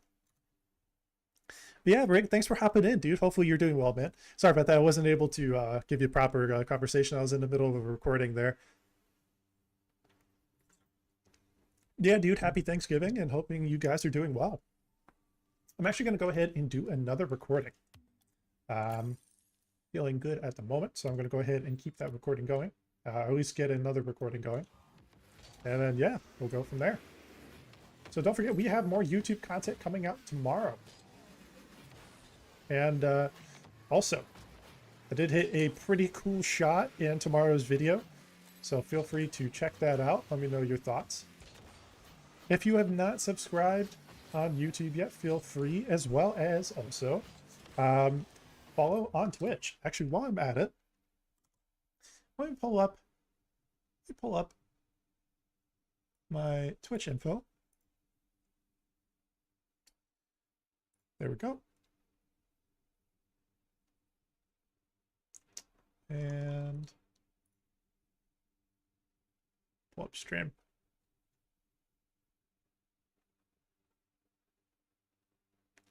Average stream bitrate a little high. Okay, so I can lower that on Twitch side. No problem. So let me pop this up for you guys. feel free to, let's see here. Hopefully that works.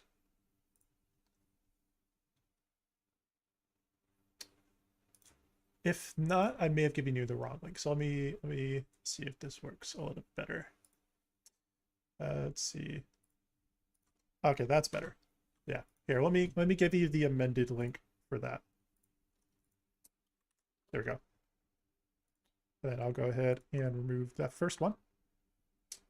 Okay.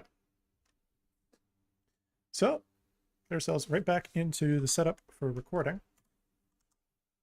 And let me go ahead and end that recording just to make sure we are good to go. And then I will pull Twitch stream back up. That way, if anybody hops into Twitch, we will be able to respond. And let's get back over here. There we go. Okay. And should be good. Let's get right back into it. Awesome.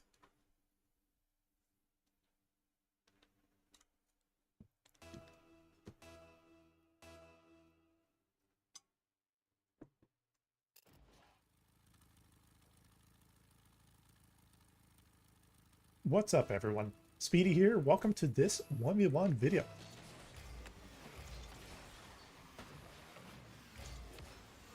Oh, that's off. Been a pretty good shot, though, if I was able to get that.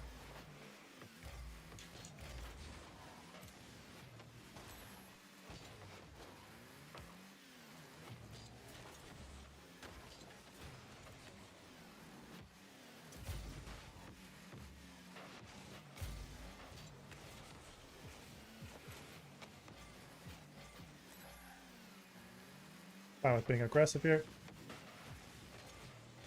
Take that corner boost. Missed the corner boost.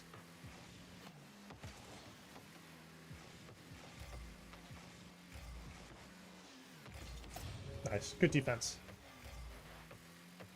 Just gonna go for a pop. And on the back wall.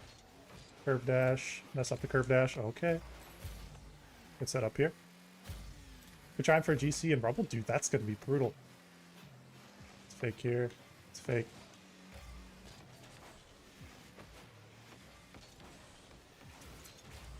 Should be able to get that shot through. Nice, we do.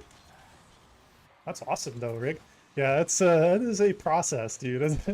That is a game mode to go for a GC title. That's tough. For anyone curious, I am actually oh, thanks, Angela. I appreciate that, dude. If anyone's curious, I am actually in Twitch right now and YouTube streaming.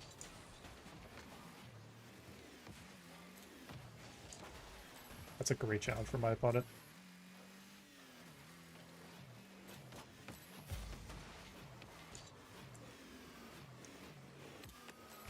Didn't get the play I want. It's okay. Can't really fully turn here, so I'm going to take that boost.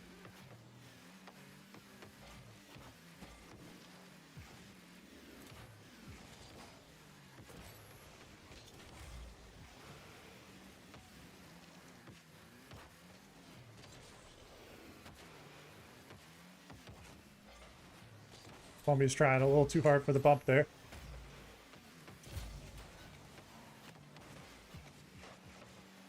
That's all good. Appreciate that, guys.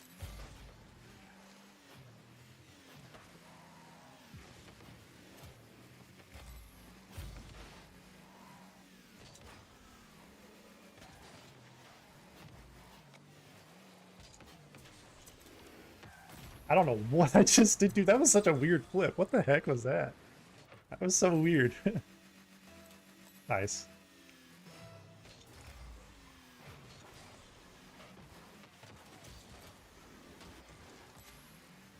Oh, that trips me up.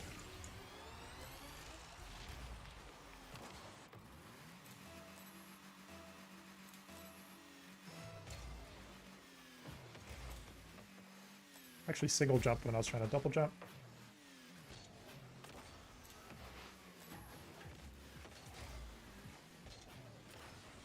And we get a freebie. I will take it. Nicely done.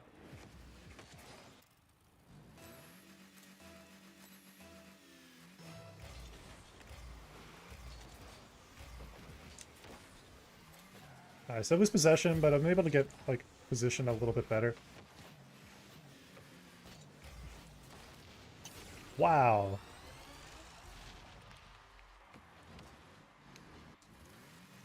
Yeah, C3 Div 1 is, yeah, I gotta say, that's definitely not gonna be free.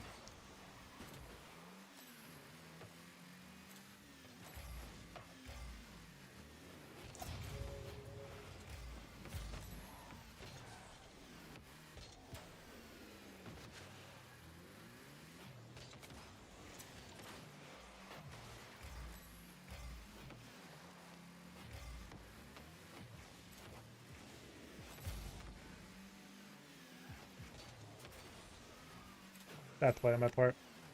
That's gonna be in my net. Oh, never mind.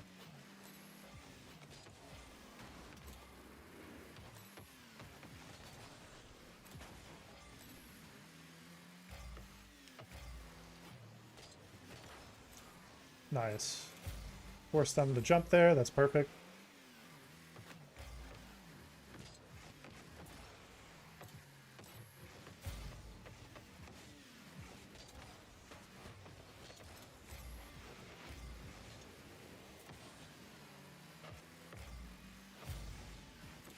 That works.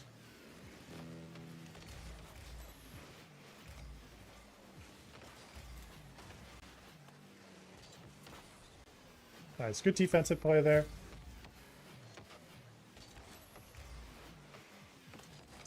I should have shot that in. Damn, he did that really well.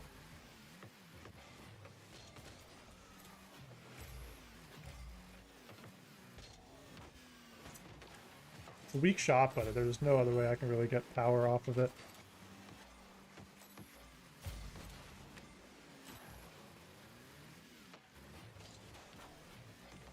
He's got 20 seconds. He has to kind of go here.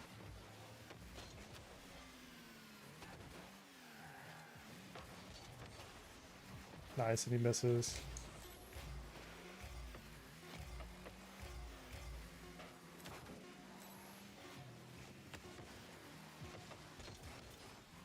GG. Good first game. Yeah, that's definitely the right mentality. You just got to earn those wins. You got to deal with the losses when you get them. You know, that's a right mentality.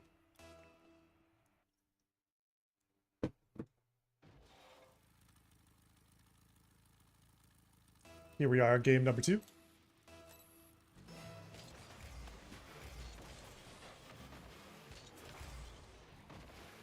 That's a crazy flick.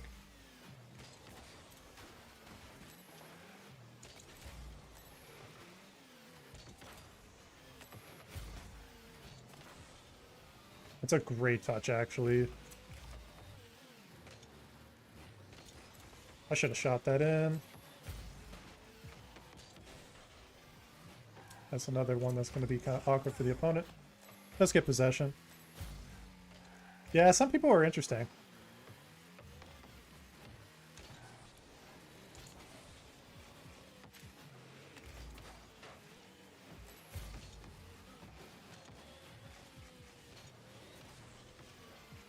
It's going to go for the power slide cut. For the quick shot here. For some awkward. Nice. Yeah. They can't handle the speed.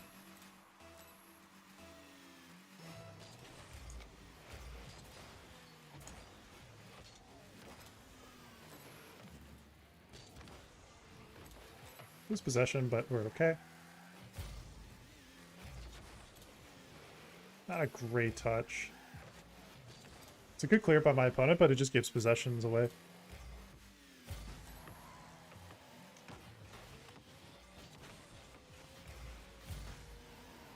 Let's take time.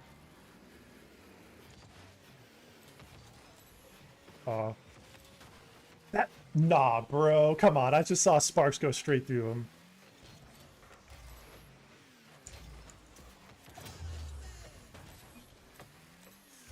Really unfortunate. We're able to keep the play going, though. Nice. He demos me. Yeah, I have a thing about demoing people.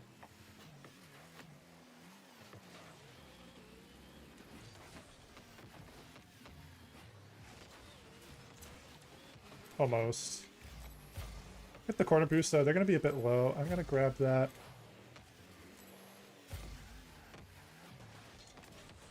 Nice. Bit risky. That does work though. Okay, it was a little risky. You have to be careful about that kind of play though. Just kind of the way I kind of like lost possession for a brief moment. I was able to get a good 50, that was favorable, but I have to be careful about doing that consistently because that opens up opportunities for my opponent.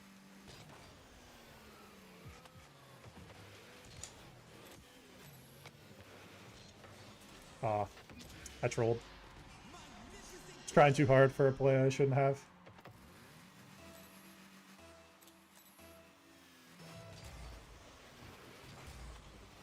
And he read the fake? I mean, you guys are pretty good too. It's just a matter of, you know, if I'm having a better day or so on and so forth. We're chilling though. Gets possession and boost. Great defensive play. Let's take time. Pop.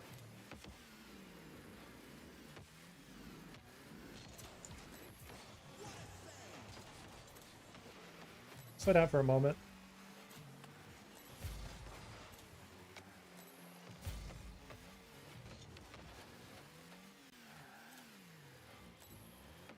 Now we can take time.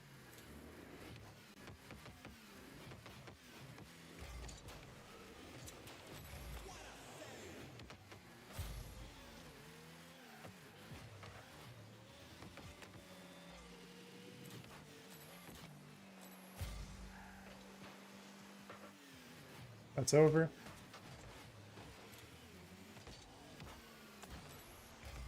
And we get a freebie. Do some threes maybe? Yeah, we definitely should sometime, man. Definitely down. If you guys are wanting to play sometime.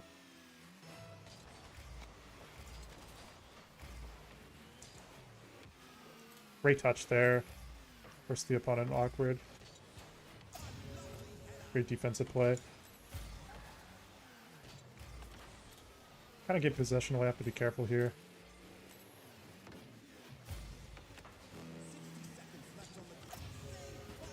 Opponent's got 60 seconds, so I'm just going to play smart here. Try to make an immediate shot.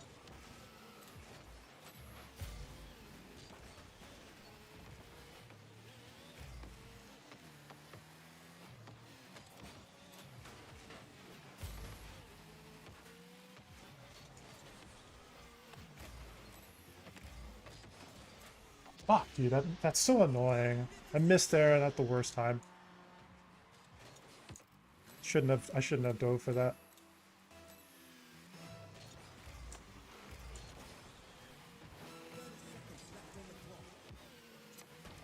Is that in? Never mind.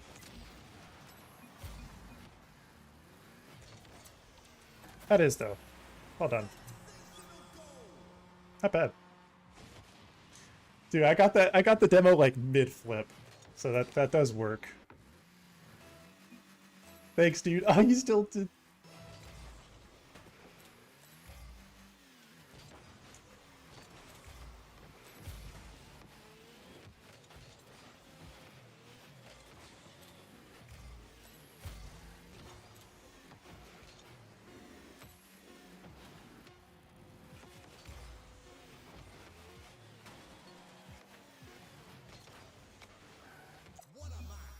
GG. That demo. Dude, I'm telling you, people get so like GG. People get so like tilted over like the demos, man. I'm telling you, they work. Because once you get somebody like really tilted for that, and it's just the game is often over at that point.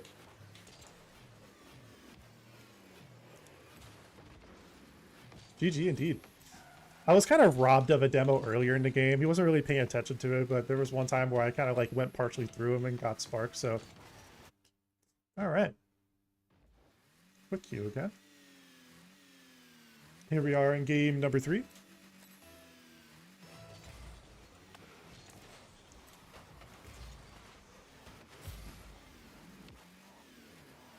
Take time.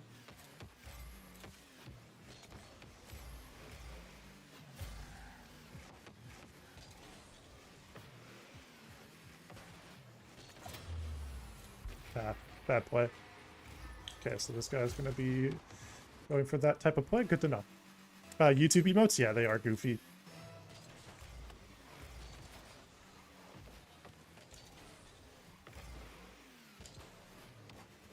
Okay, I'm just trolling now. Kind of panic touching there. Alright, let's stop playing dumb. Got a game to play.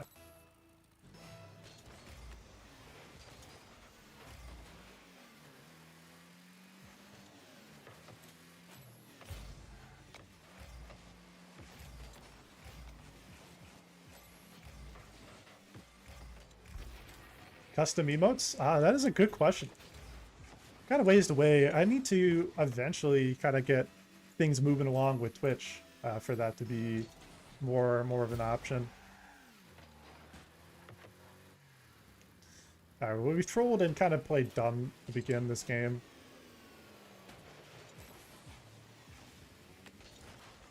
Yeah, okay. I'm just, you know, I think,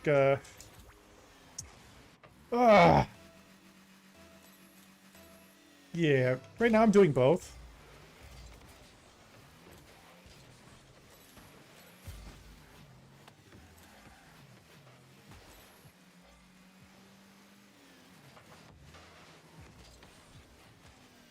Clear it out.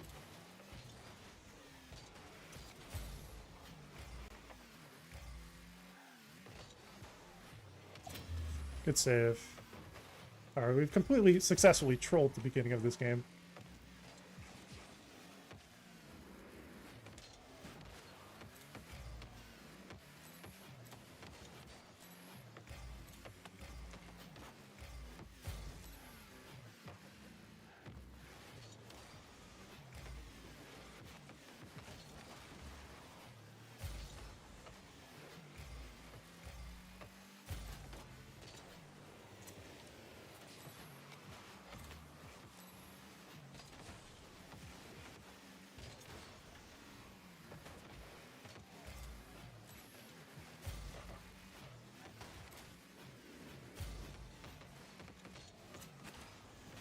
There we go. Remember using it a little bit, and that was a couple years ago.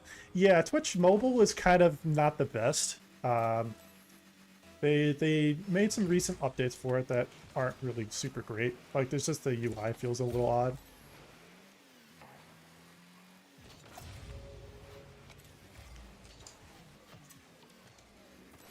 That was a perfect counterplay, though. All right, well, we've completely trolled the beginning of this game. That's not how you want to start a game, but we are kind of clawing our way back here.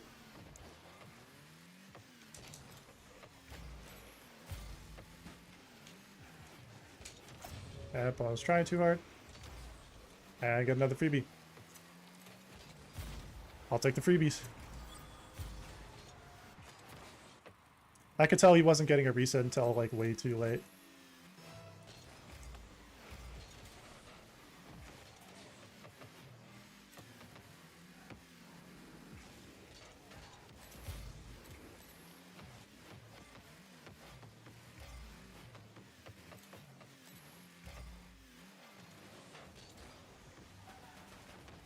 Nice. Good patience there. I knew he was going to be trying to be cheeky here.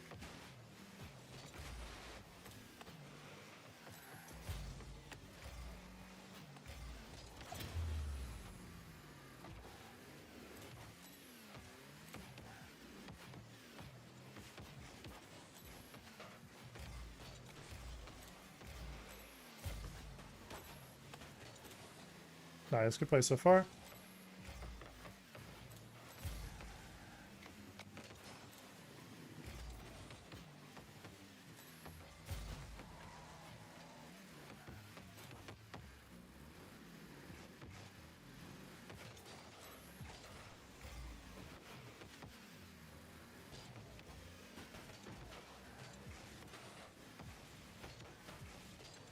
Opponent's trying way too hard to score.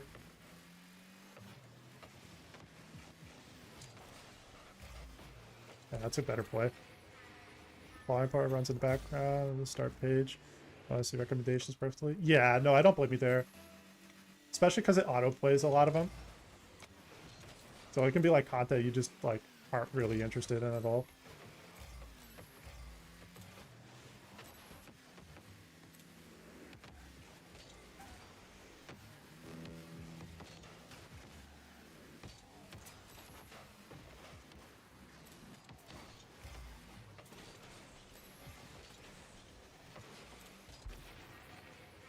Well, this game would be tied. Actually, I would be winning this game if I didn't troll 4 goals at the beginning, so I may not include this game.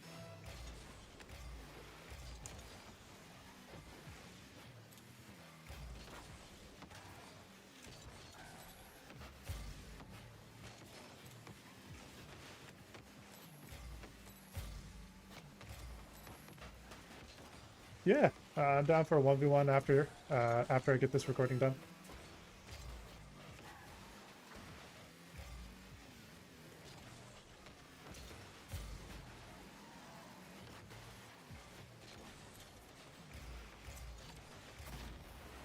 Maybe winnable. Fucking fake here.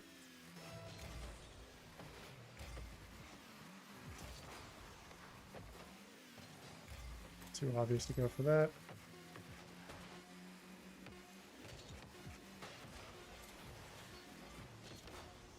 Ah, it's GG. Not enough time. Yeah, if I didn't troll the start there with 4 goals of all things, that would have been fine, but I just played stupid in the beginning, so I just need to not be doing that. Recovery afterwards is pretty good, though. I mean, coming within a couple goals is not bad, but I just have to be a bit more aware of my touches and not panic touch either.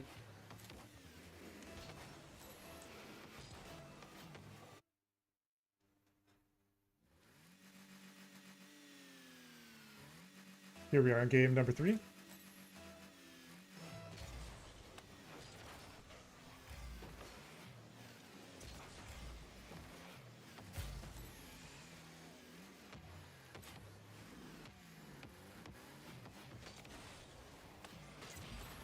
Okay. Dude, that is an insane flick to bump combo. Holy smokes. Damn. Let's go for the fake right away.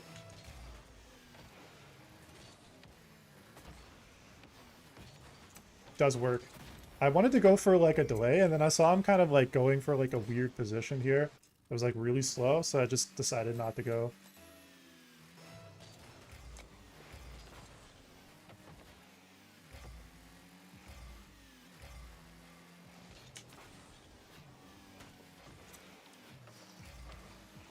Can't really commit to that.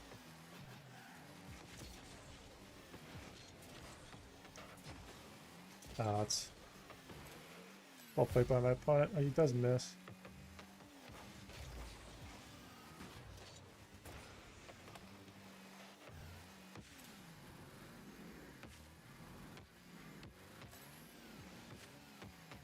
I'm gonna pop this to his right side.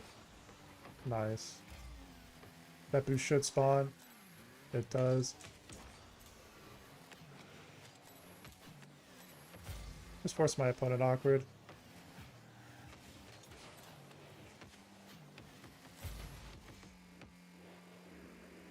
Take it across.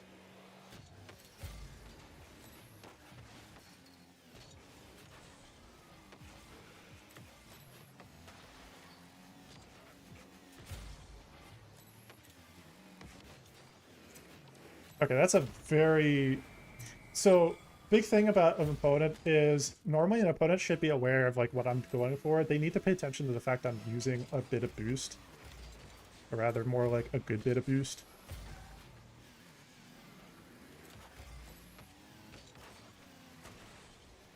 There, he's gonna pop off the wall.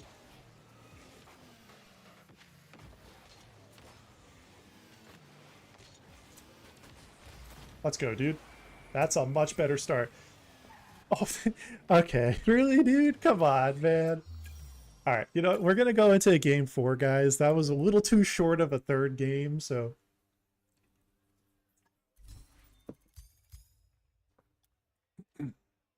Yeah, it's a little too short of a third game, so I'm gonna try to extend this out for one more game. Bro just rage quit, he just gave up immediately. I was like, all right.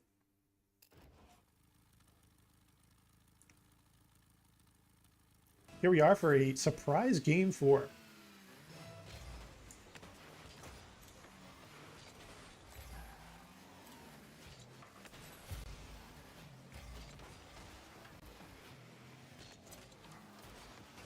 Nice. Opponent wants to go for a fake there. Works for the moment, but makes himself awkward. Really, like, full boosting for that. He was super far away from it, but all good.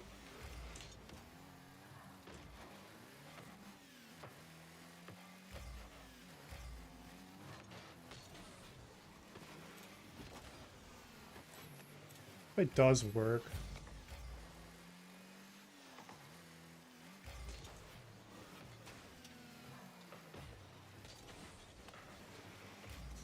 Yeah, it was a really sloppy play there. I read like I need to not commit for that.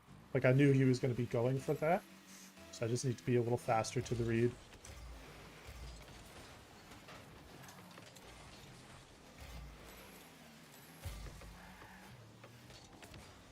I can tell they're going to try to like go for some kind of fake,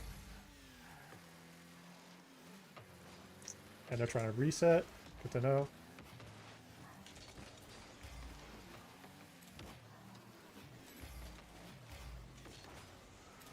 Go for a rapid shot.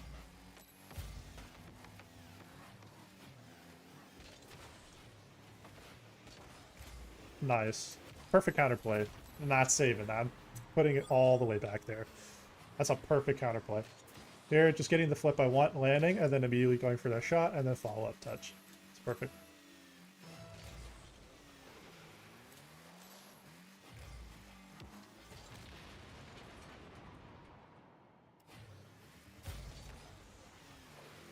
Pick up the wall here.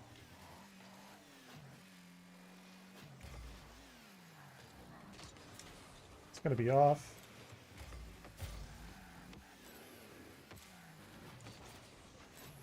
Bit of a ghost touch.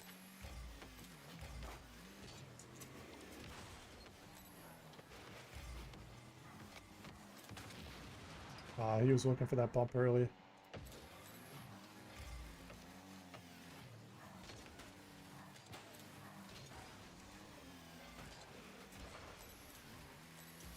I shouldn't be doing that. I deserved that. That was really stupid of me. Don't do what I just did. That was a really stupid play. Shouldn't be like going all the way to the corner like that. Need to pay more attention.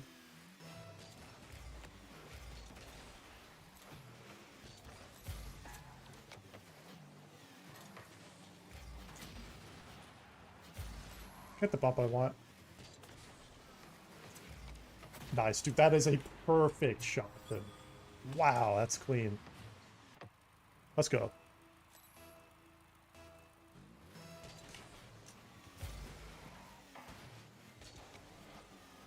I missed too. Wow, that sucks.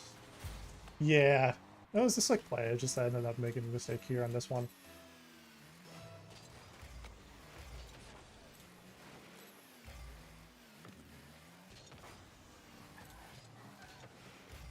Have to be careful here. Close the space. But he's trying way too hard. Okay, dude, come on. Do get full boost.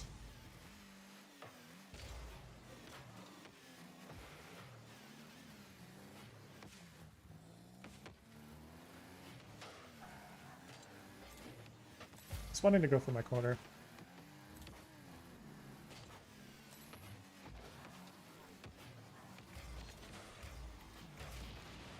Damn.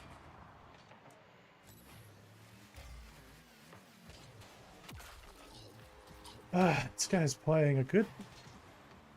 Do I sense some hostility towards being demoed? No, I mean, it's not really a big deal. I think it's just more the fact that, like, it's very surprising he's really going for demos in that space. But all good. Grab this boost.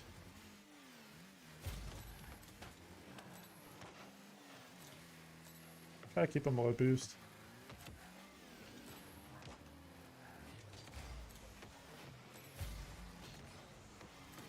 Keep him from getting that boost.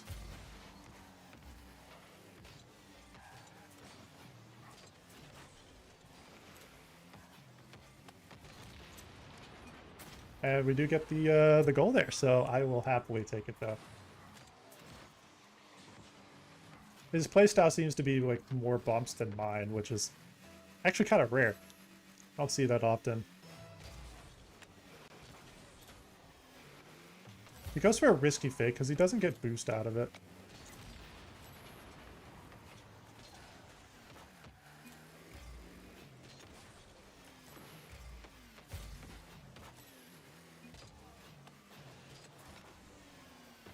That's really risky. Yeah, need to not go for that. It's a bad play. It's a good turn on him.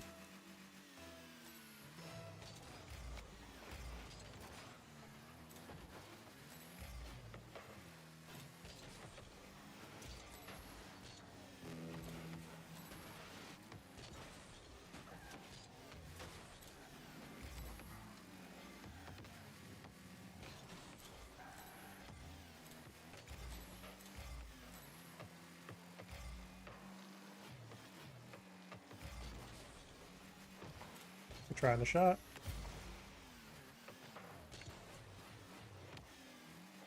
Conserve boost. It's gonna keep being aggressive.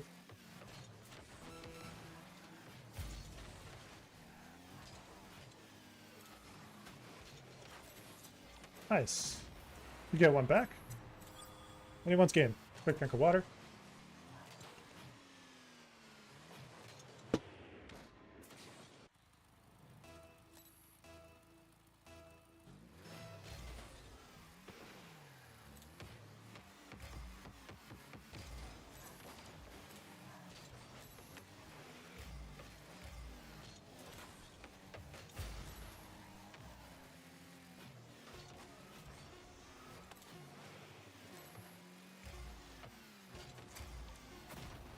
And that is all she wrote. At the boost, I just need to not terribly lose this kickoff.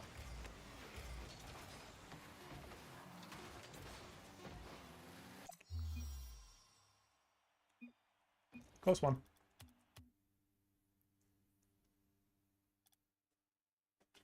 If you enjoyed watching this video, I'd like to ask you to hit that like button, comment, and subscribe. Thank you so much for watching. SpeedDman out. GG's. Okay, that was got sweaty there. Guy had a really interesting playstyle. That's actually not a playstyle I'm used to playing against. Most people I play against, it's very rare that people will go for that many bumps. Like, it was like very obvious, so I was just making an adaptation where I could.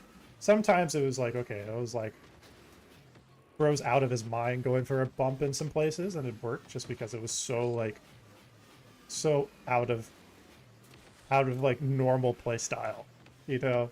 But it works though.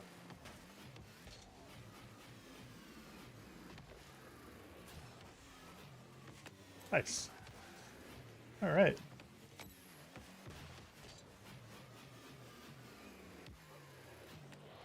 Yeah, he's just more aggressive, exactly. He was kind of consistently aggressive.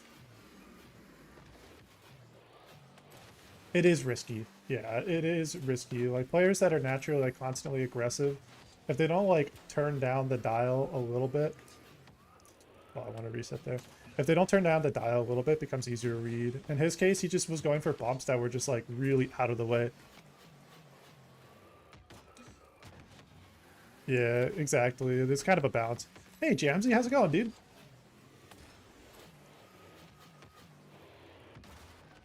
How are you, dude?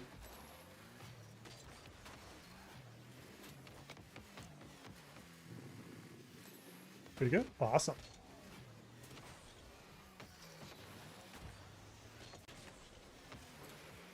F4 driver? No. So I did a bit of time professionally driving. That was a couple years ago. That was in the Mazda MX-5 Cup Series. That was in IMSA. Pretty crazy series, pretty fun as well. I learned a lot about myself. And actually, I'm on the path that I'm at now because of that series. But yeah, is the Mazda MX-5 Cup Series, and that was back in 2022. I ran in Daytona, St. Pete, Watkins Glen, which definitely one of my personal favorite tracks, and then Road America. Road America was, I mean, every race weekend was pretty crazy though. That series is insane.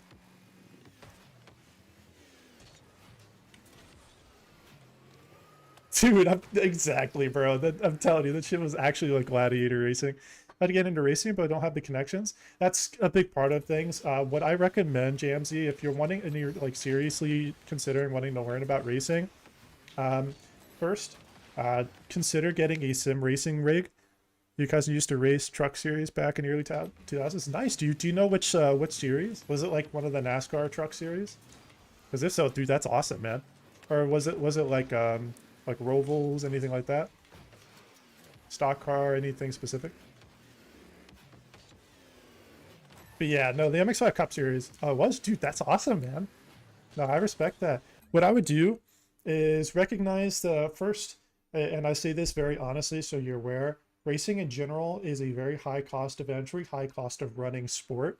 Um, let's see, NASCAR Truck Series in 2002, 2004. Nice, dude. So yeah, so like I was saying, basically is a very high cost of entry sport. What you want to be able to kind of recognize is if you're really, really serious, and there's nothing wrong with that, get into sim racing first. You'll learn a lot of fundamentals. You'll also be able to get a sim racing rig that is a lot more affordable than a race car, I will tell you. It's very expensive until you find sponsors to help back you. Yeah, and oftentimes most drivers don't end up finding sponsors. Even if they're more competitive, they may not necessarily find sponsors. Because the process of finding sponsors means, yeah, exactly what he's saying is you start with sim racing, trying to get a rig right now and try to race esports F1 series. That's awesome, man. Well, if you want, keep me posted and keep us posted on your journey with that, dude. And if you have any questions, and if you would like any coaching for free, I'm always happy to give you coaching if you need tips or any advice on stuff. One thing I would definitely make sure is make sure you learn good technique early on. Do not learn bad technique before you really get started. Otherwise, it's going to be a lot harder. Looking at a Sims Lab PX1 at Micro Center. Dude, that's awesome, man. Nice. There's tons of different builds for different types of setups that you want, right? So like when you're going for it, consider the types of build quality that you're kind of generally aiming for, and then also consider like whether or not a certain build is compatible for what you want. You don't have to have like a motion setup or anything like that. Make sure you have a good force feedback wheel. Yeah, even like a basic Thrustmaster wheel, super useful. Exactly. Make sure you get good pedals that you're comfortable with, that if you can make them adjustable, that's usually like ideal. Trying to learn how to preserve right now. Nice. Yeah, DD1, if you get like a DD1, that's pretty good. A lot of people tend to recommend force feedback wheels like Fanatec and stuff. Or like a Simicube rather. Simicube or like Fanatec, just depends on what you're kind of like looking for really, and what your budget is. If you're trying to go on a budget, definitely consider doing a little additional research, just making sure you get parts that make sense for what your build is. A decent frame doesn't have to cost you a crap ton either. Can't afford either of those. Yeah, unfortunately, like the crazy stuff tends to be really expensive. That's what I mean by high cost of entry sport.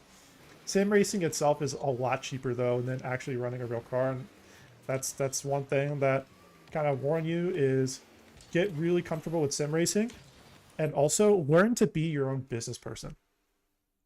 PVC sim racing frame is cheapest way. Exactly. You can totally do PVC frames. You could do your own custom like DIY frames. There are guides on YouTube and stuff. Push-ups easy, not easy in the verbiage of performance, but the mental aspects of pushing fast laps out, have trouble preserving and maintaining a consistent pace. What I would recommend for that, custom just using PVC tubes. Yeah, that's another thing. So JMC, what I would recommend in your case is in order to find that consistency, check out Six Sigma chassis. Yep, so that's a potential recommendation there. I haven't checked it out personally, so I can't give my recommendation or not on it, but definitely feel free to check the one out. But in terms of finding like consistent pace, what I would do is give yourself the kind of mental leeway to not overthink. What happens is if you start thinking a lot while you're on specific, like say, let's just say Sebring, right?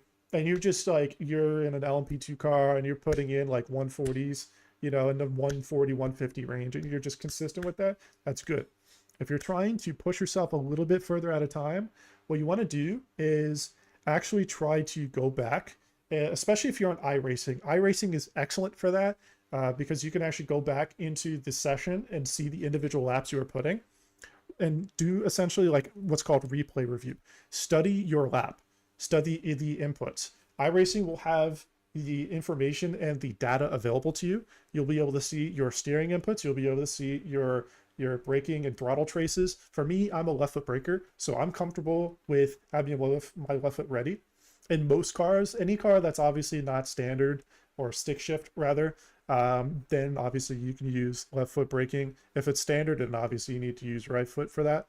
But just kind of be aware of like what it is that you're trying to achieve with that.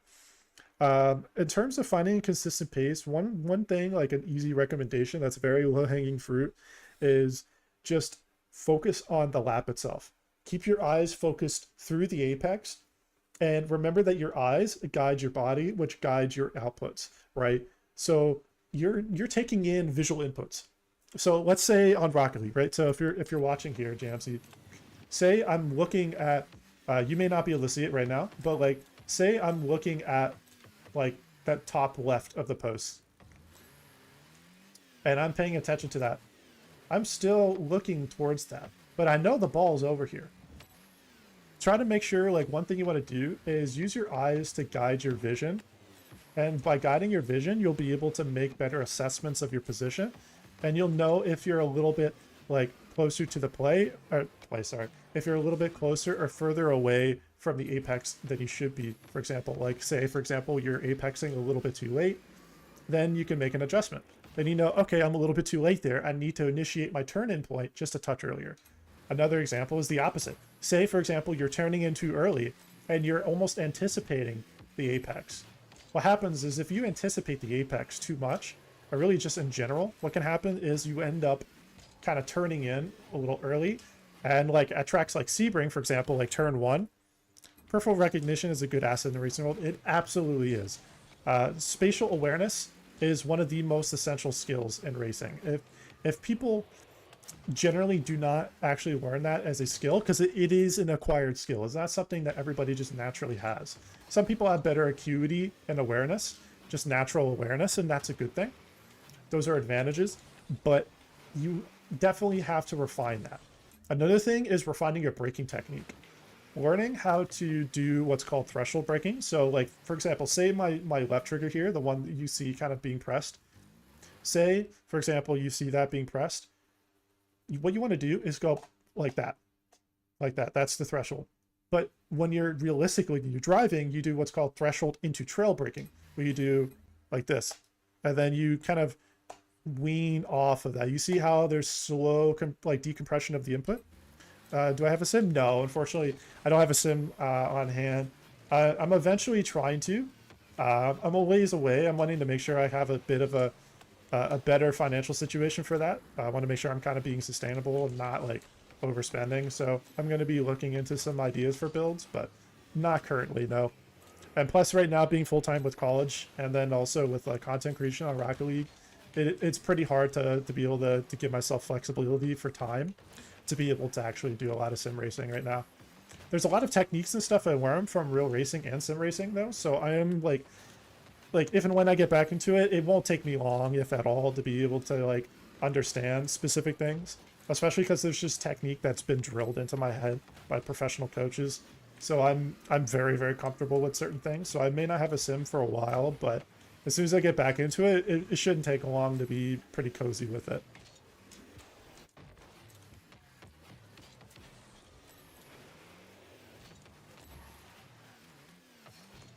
That's good questions though.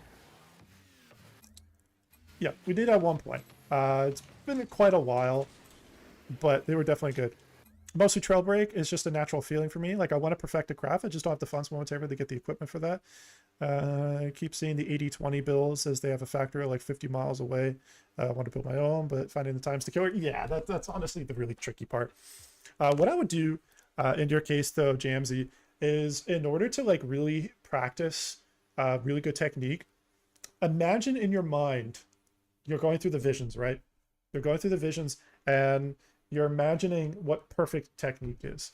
So first, what I would recommend is look up online specific tutorials that actually show brake traces and throttle traces, and you'll be able to understand. So in data, so for example, in like AIM as an example, there's other types of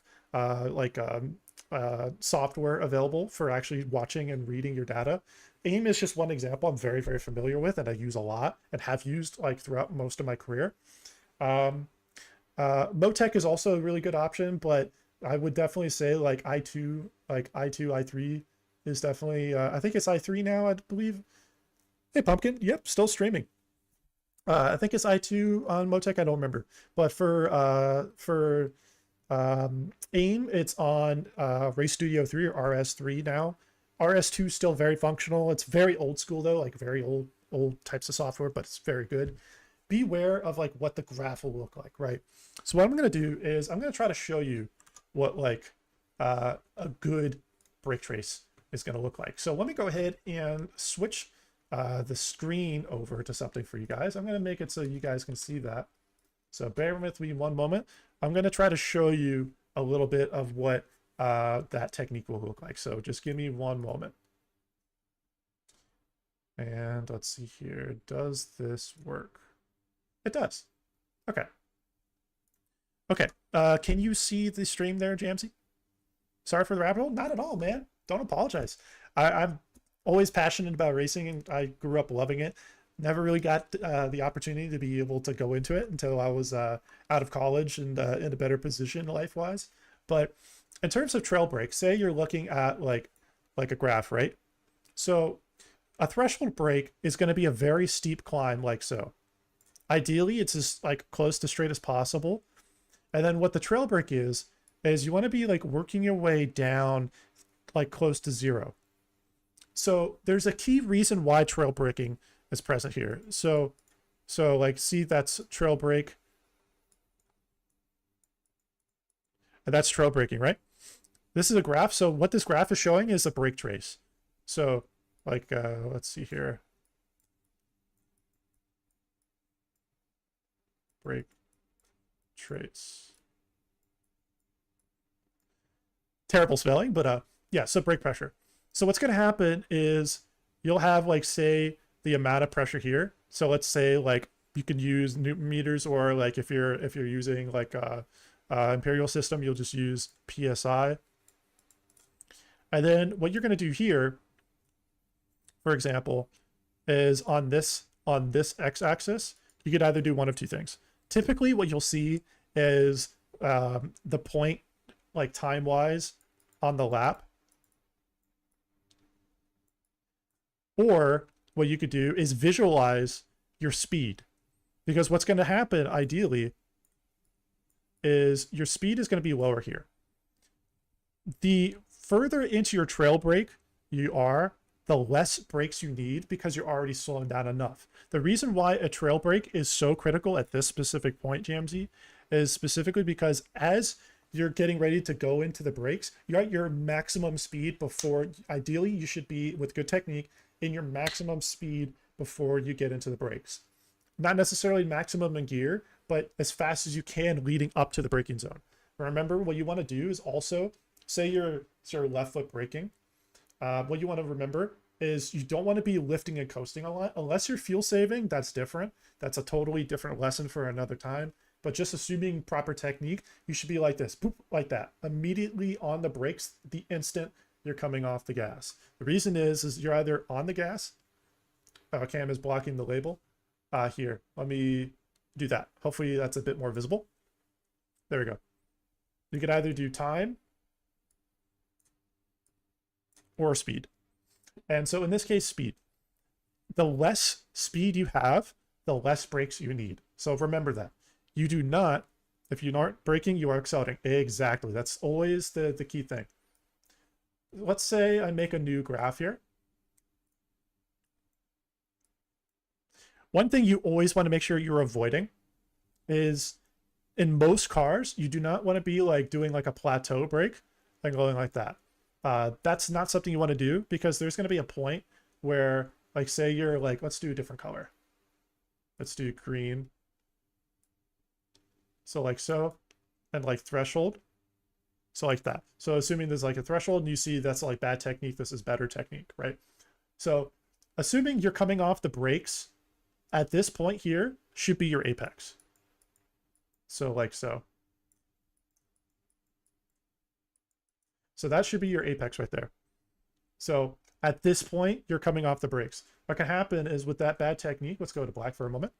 What you'll see is, see how you're kind of plateauing. This is like a plateau here. This period here where it's relatively flat trace, this is a plateau. You want to avoid this. The big reason, also brake temps would also play a part in the plateau braking, slowing at an inconsistent rate. Exactly. What happens is essentially is you're putting way too much heat into the brakes too late into the braking process. And so remember that you don't need as much speed. I'm going to do red here. You don't need as much braking as you get lower at speed. For example, in this situation, let's say this little red dot, that's your lockup point, right? That's your lockup point. Look at this bad throttle, or this bad brake trace. Look how you're above here. So like you're here. Let me do a different color so it's a bit more visible. So you see like up to here, you're already above that lockup point. This point right here is where you're likely going to lock up. And when you lock up, now you're going to climb further into the brakes, and then you're going to panic because, oh no, I'm missing the apex. So now you're going to just drop off the brakes, right? Now you missed your apex and you lost a lot of lap time at minimum. That's best case scenario. Worst case scenario is you crash or have like a potential spin out or anything that doesn't work, right? So just things to kind of be aware of when you're going on track. Good technique is really, really critical. That's something that when I've like done instruction and kind of teaching newer drivers, that is something that you want to make sure you always remember, is good technique is always important, and you should be done with your braking at apex ideally. That's like the general rule of thumb. Some tracks and some corners are going to be a bit different. Sometimes you want to preload depending on the car. Some cars may need a little bit of throttle, so you may actually preload a little bit of throttle. So say for example you extend this out, and say this is apex. Say like for example here, I'm going to use a different color here. You're going to be getting on gas. You should be getting on gas here. It may not be as steep as that. Some cars, depending on how much you roll your speed or what your rolling speed through the apex is, may be a bit different. It may be like a little bit like or rounded or like a butterfly shape. It may in this case be just a bit softer, and then here's like full throttle. So like that's max throttle right there. And so like as you're setting up for that, you just want to be aware of like your technique here. So hopefully, I know I kind of went into the rabbit hole a bit, but hopefully that helps you a little bit. Just kind of be aware of just fundamentals with technique. You want to just be aware of just making sure you have good technique when you learn early on. Good technique will reward you with so much lap time and consistency. So if you're wanting to like kind of to circle back on your early question about being consistent, having consistent technique will provide you consistent outputs. Consistent outputs provide you consistent lap times. And then as you get better and better with that, you will find that you don't have to think about it so much. Another little technique that I recommend, that as I've been working in the psychology space and kind of developing, because I'm in college for that, is for psychology and eventually sports psychology with motorsports in mind, is something called imagery training. And so imagine in your mind, right, that you're braking right now. So like say your left foot braking, your left foot went for accounting. Nice, dude. Hey, nothing wrong with that, man. Accounting, dude, that's not my forte. I was one of the classes, especially financial and managerial accounting, I was super weak at years ago when I was getting first into college. But I definitely recommend in this case, remembering how to visualize good technique. So visualize, like for example, you're going into a braking zone, right? So Jamesy, tell me a random braking zone at a random track that you know. It could be Daytona, like turn 1. It could be any track as long as it's a track that you know. And so what I want you to do is tell me the track, tell me the corner, and then visualize in your mind you approaching that corner and how you're braking. If your braking looks anything different than this right here, and then going from the threshold into trail, ask yourself why. Am I, like, for example, am I employing good technique in a specific corner? Or am I doing something kind of like here and it's like softer? This is still a valid technique here. So for example, if you did a, is that visible? Nah, not really. We'll do orange. Say you did like in between, right? And you did something like that. That could be okay. That's valid, but that's not as fast. The reason is because there's going to be a point here where you're kind of carrying a bit more speed and you may actually need to brake a little bit more than you want here. And then this kind of like changes your brake trace a bit more than you want. So just kind of give that a bit of food for thought. So for example, like Daytona turn 1. So say you're going into, oh, you know what? I have the perfect example. Hold up. Do I have? I do. Turn 1 in Bahrain. Oh, that's, yeah, Bahrain's a great one. So I've got Daytona pulled up here, but I can quickly pull up here. Bear with me one moment. I'm going to go ahead and do a quick transitional screen. So let me put Rocket League back up, and then give me 1 second, and I'll pull up a screen for you guys to take a look at.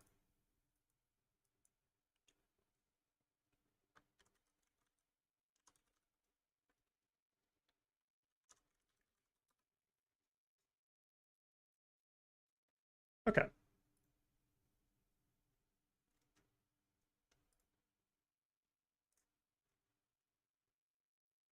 There we go. And I'm going to pull this back up. Okay, you should be able to see it in just a moment here. There.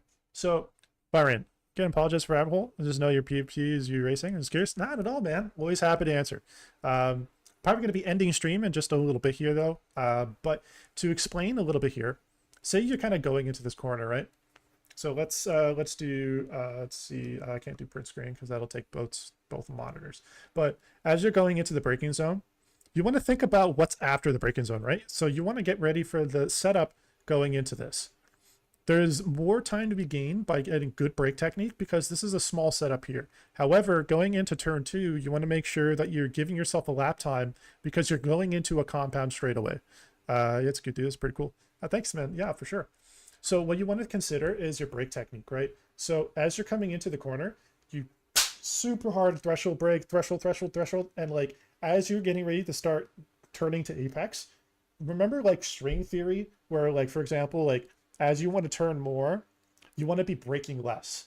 And so that's an example here. So as you're braking less here, actually, I have a great example right here. I'll just mute that. So here you go. James, you've got the perfect example. You've got the best, one of the best drivers in the world. So here, it's going on the brakes. Boom, he's braking, slowing down. And you see how he's pointing to apex, spring between your wheel and brake. Yeah. So here at this point, he's already almost done with his trailing here. He's just about done with his trailing, and he's already off trailing, and he's now back on throttle. What's important here is he's setting up for the next corner. Remember, this is a compound straightaway here. So after this left-hander, you get a right-hander, and then it's a compound straight. It's a short mini straight into the main, into essentially the second straightaway here.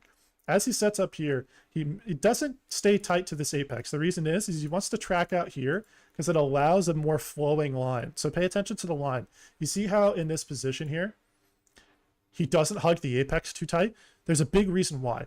Is you're rolling your speed and on throttle, and you're really using that, speed to roll the car out of that. And that's what's allowing you to get that position. As you get set up here, what's going to happen is you're going to be kind of like on the edge here on the red and white curbs. Just be careful about going too far out because you may find the car unsettles, and also track limits. Here, same thing, just max, you should already be full throttle. As he approaches the second major braking zone here, he's already here. You see how he's turning just a tiny bit to the left here? The reason is he's trying to open up the apex here. He uses all the track. He uses tons of track. He's still on the track limits. His right side wheels are still on the black stuff. So that's really key. As he sets up here, immediate trail off into apex, boom, perfect apex. And you see here, same thing. Right side still on the black stuff. So track limits, he's still okay. But he's maximizing the amount, for the lack of better words, because it's, you know, literally Max Verstappen.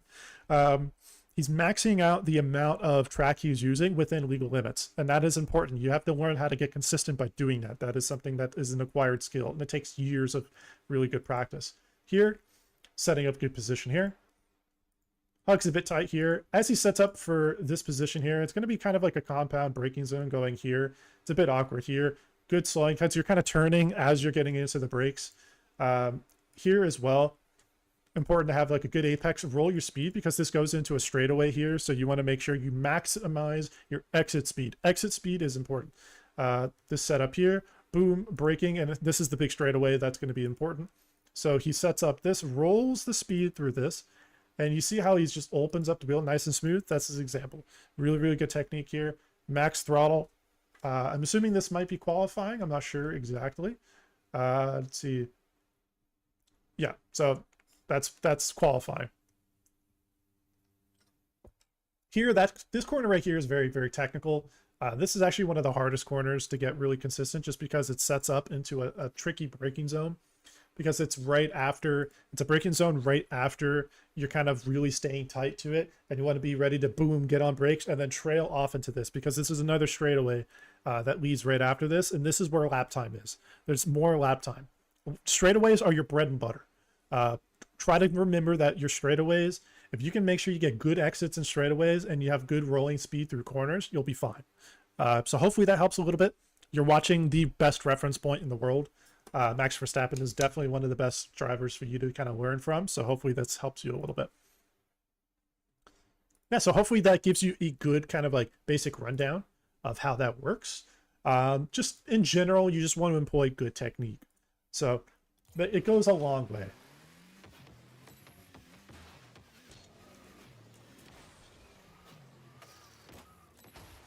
Ooh, almost nice double. So hopefully that helps, Jamsy. Hopefully that helps you a good bit, dude.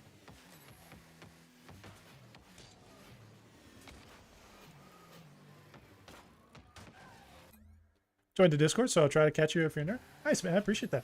Yeah, I usually don't use the voice chat in Discord often, unless I'm like doing some like large community stuff. But I tend not to, just because like whenever I'm streaming and stuff. Do I play any racing games? Not currently. Rocket League is the closest thing to a racing game that I play as of right now. I'm eventually, once I'm kind of like in a really like consistently good position academically, then I'll be more comfortable with doing the addition of like racing stuff. But not yet currently. Do I play twos? Any twos in Rocket League? I definitely do. I'm not so much of a twos main. I'm a lot more of a ones main, as you can probably tell. But I do play twos. Champ 1, like Champ 1 and 2s, and then Champ just barely Champ 1 and 3s right now.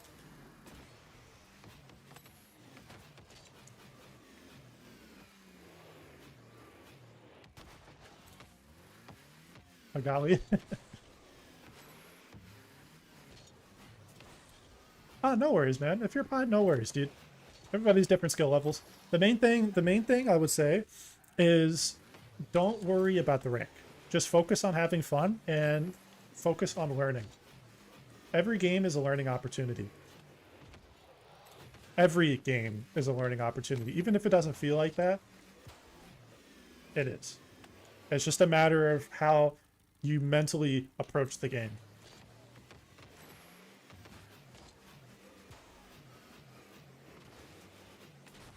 Oh, could reset out of position though. How to get your goals turned off? So you go here, and you'll see here disable goal reset. So if you go into the settings in the training, you'll see disable goal reset, and that is a good way for you to get extra practice. It just saves you time in between goals.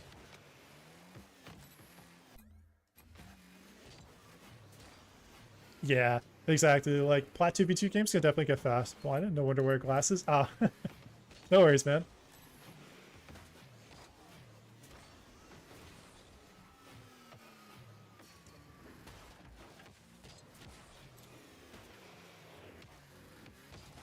yeah, so hopefully that helps a little bit.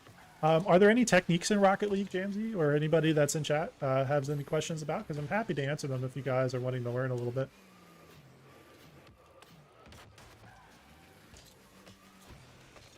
Usually in Plat, though, one thing I definitely recommend is working on your ground play. Ground play is like the bread and butter. If you get good at ground play, like things like this, like learning how to make adjustments like on wall, off wall, also a bounce dribble. So this is what's called the hot potato drill. Yep. Also what Angela said, flicks. So for example, really powerful flicks. Ground play is impossible in Plat. It's actually not as impossible as you think. It's just a matter of giving yourself opportunities to get into it. If you practice ground play and recoveries, you're going to set yourself up really well for the long term. Because as you approach the higher ranks, like Diamond and eventually like ideally Champ, to execute is crazy. It's a matter of like how you handle the stress of a real game, right? If you get yourself stressed out in the middle of the game, you're not going to be able to focus as well and you're going to struggle more. However, if you kind of keep it mentally calm and stay focused, you'll do well. Yeah, a lot of people eco chow, that's a very natural thing. They don't understand spacing well, so people will do that. It's a very normal thing to happen. It can be frustrating, and I understand that. I've been there. You just have to keep fighting your way through it, you know, keep learning, and just try to have fun with it.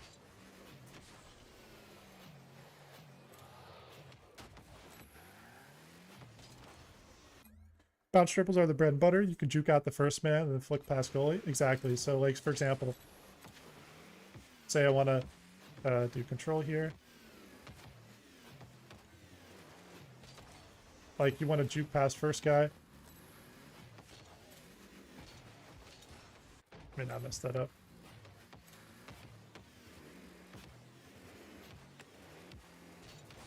And you can do like a flick like that. And you can open up a position. Another thing is, like, for example, like when you're doing flicks, there's different kinds of flicks. One flick I recommend that is absolutely devastating in pretty much any rank is essentially like a front flip flick or like a forward flick. You can almost do like a slight diagonal like that. So you can do like, and you can just pop it over first man. Or if you're like 1v1ing, for example, just be like so. Also, little tip when it comes to kind of like dribbling and ground play, try to be at a slight angle. That way you have a vision of your opponent. Say your opponent is sitting in net. If you just go straight at net, you see how much of the... you can't even see the goal, right? You won't be able to see the goal. However, if you're here, you see how now you have vision of the goal? You could also go like this. Go for different types of ground plays and stuff like that. So those are just things that'll allow you to kind of understand your positioning a little bit better. So hopefully that helps.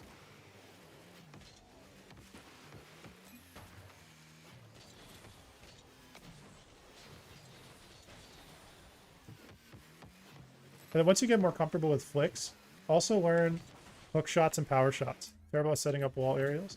Honestly, unless you're doing it for fun, don't necessarily focus too much on trying to like set up wall play, like for like a wall to air dribble, like something like this, or like a better example.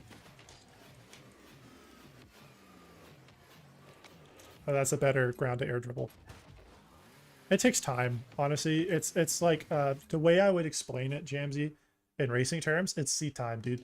It's just putting time into it and practicing and understanding, and also understanding that you need to practice with purpose, because practicing with a purpose is what's going to provide you opportunity to learn a lot. If you're just like hitting the ball, it's fine, but you're not going to really be able to constructively learn.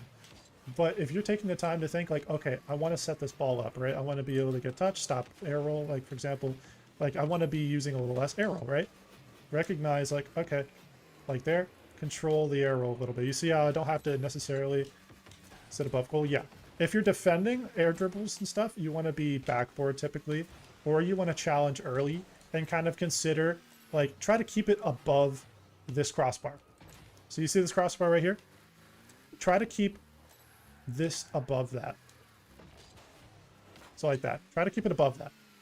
If you can do that, you'll defend aerials and air dribbles really well. That's a skill that I'm pretty bad at. I'm still learning it.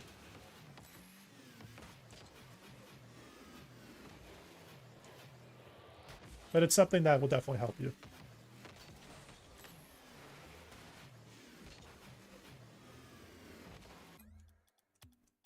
Yeah.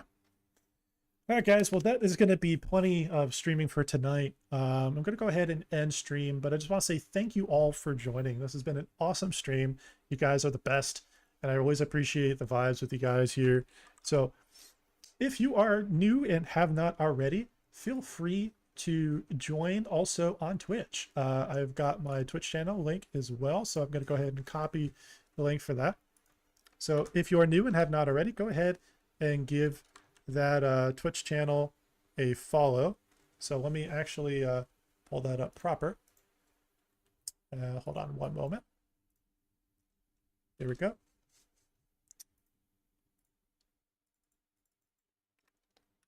There we go. So go ahead, give that a follow. And I am also on Twitch as well. I also primarily use YouTube, but we have a video coming out tomorrow, 12 p.m. Eastern Standard Time, as well as a YouTube short. So feel free to check those out. Give me your thoughts in the comment section below. Once again, thank you all so much for being here in today's stream. It's been awesome to have you guys here. I will try to do an early stream next Thursday. It'll probably be around midday, I'm thinking. So we will do that. All right, ladies and gentlemen, you all have a good day, night, or evening, wherever you are in the world. Speedy Man out.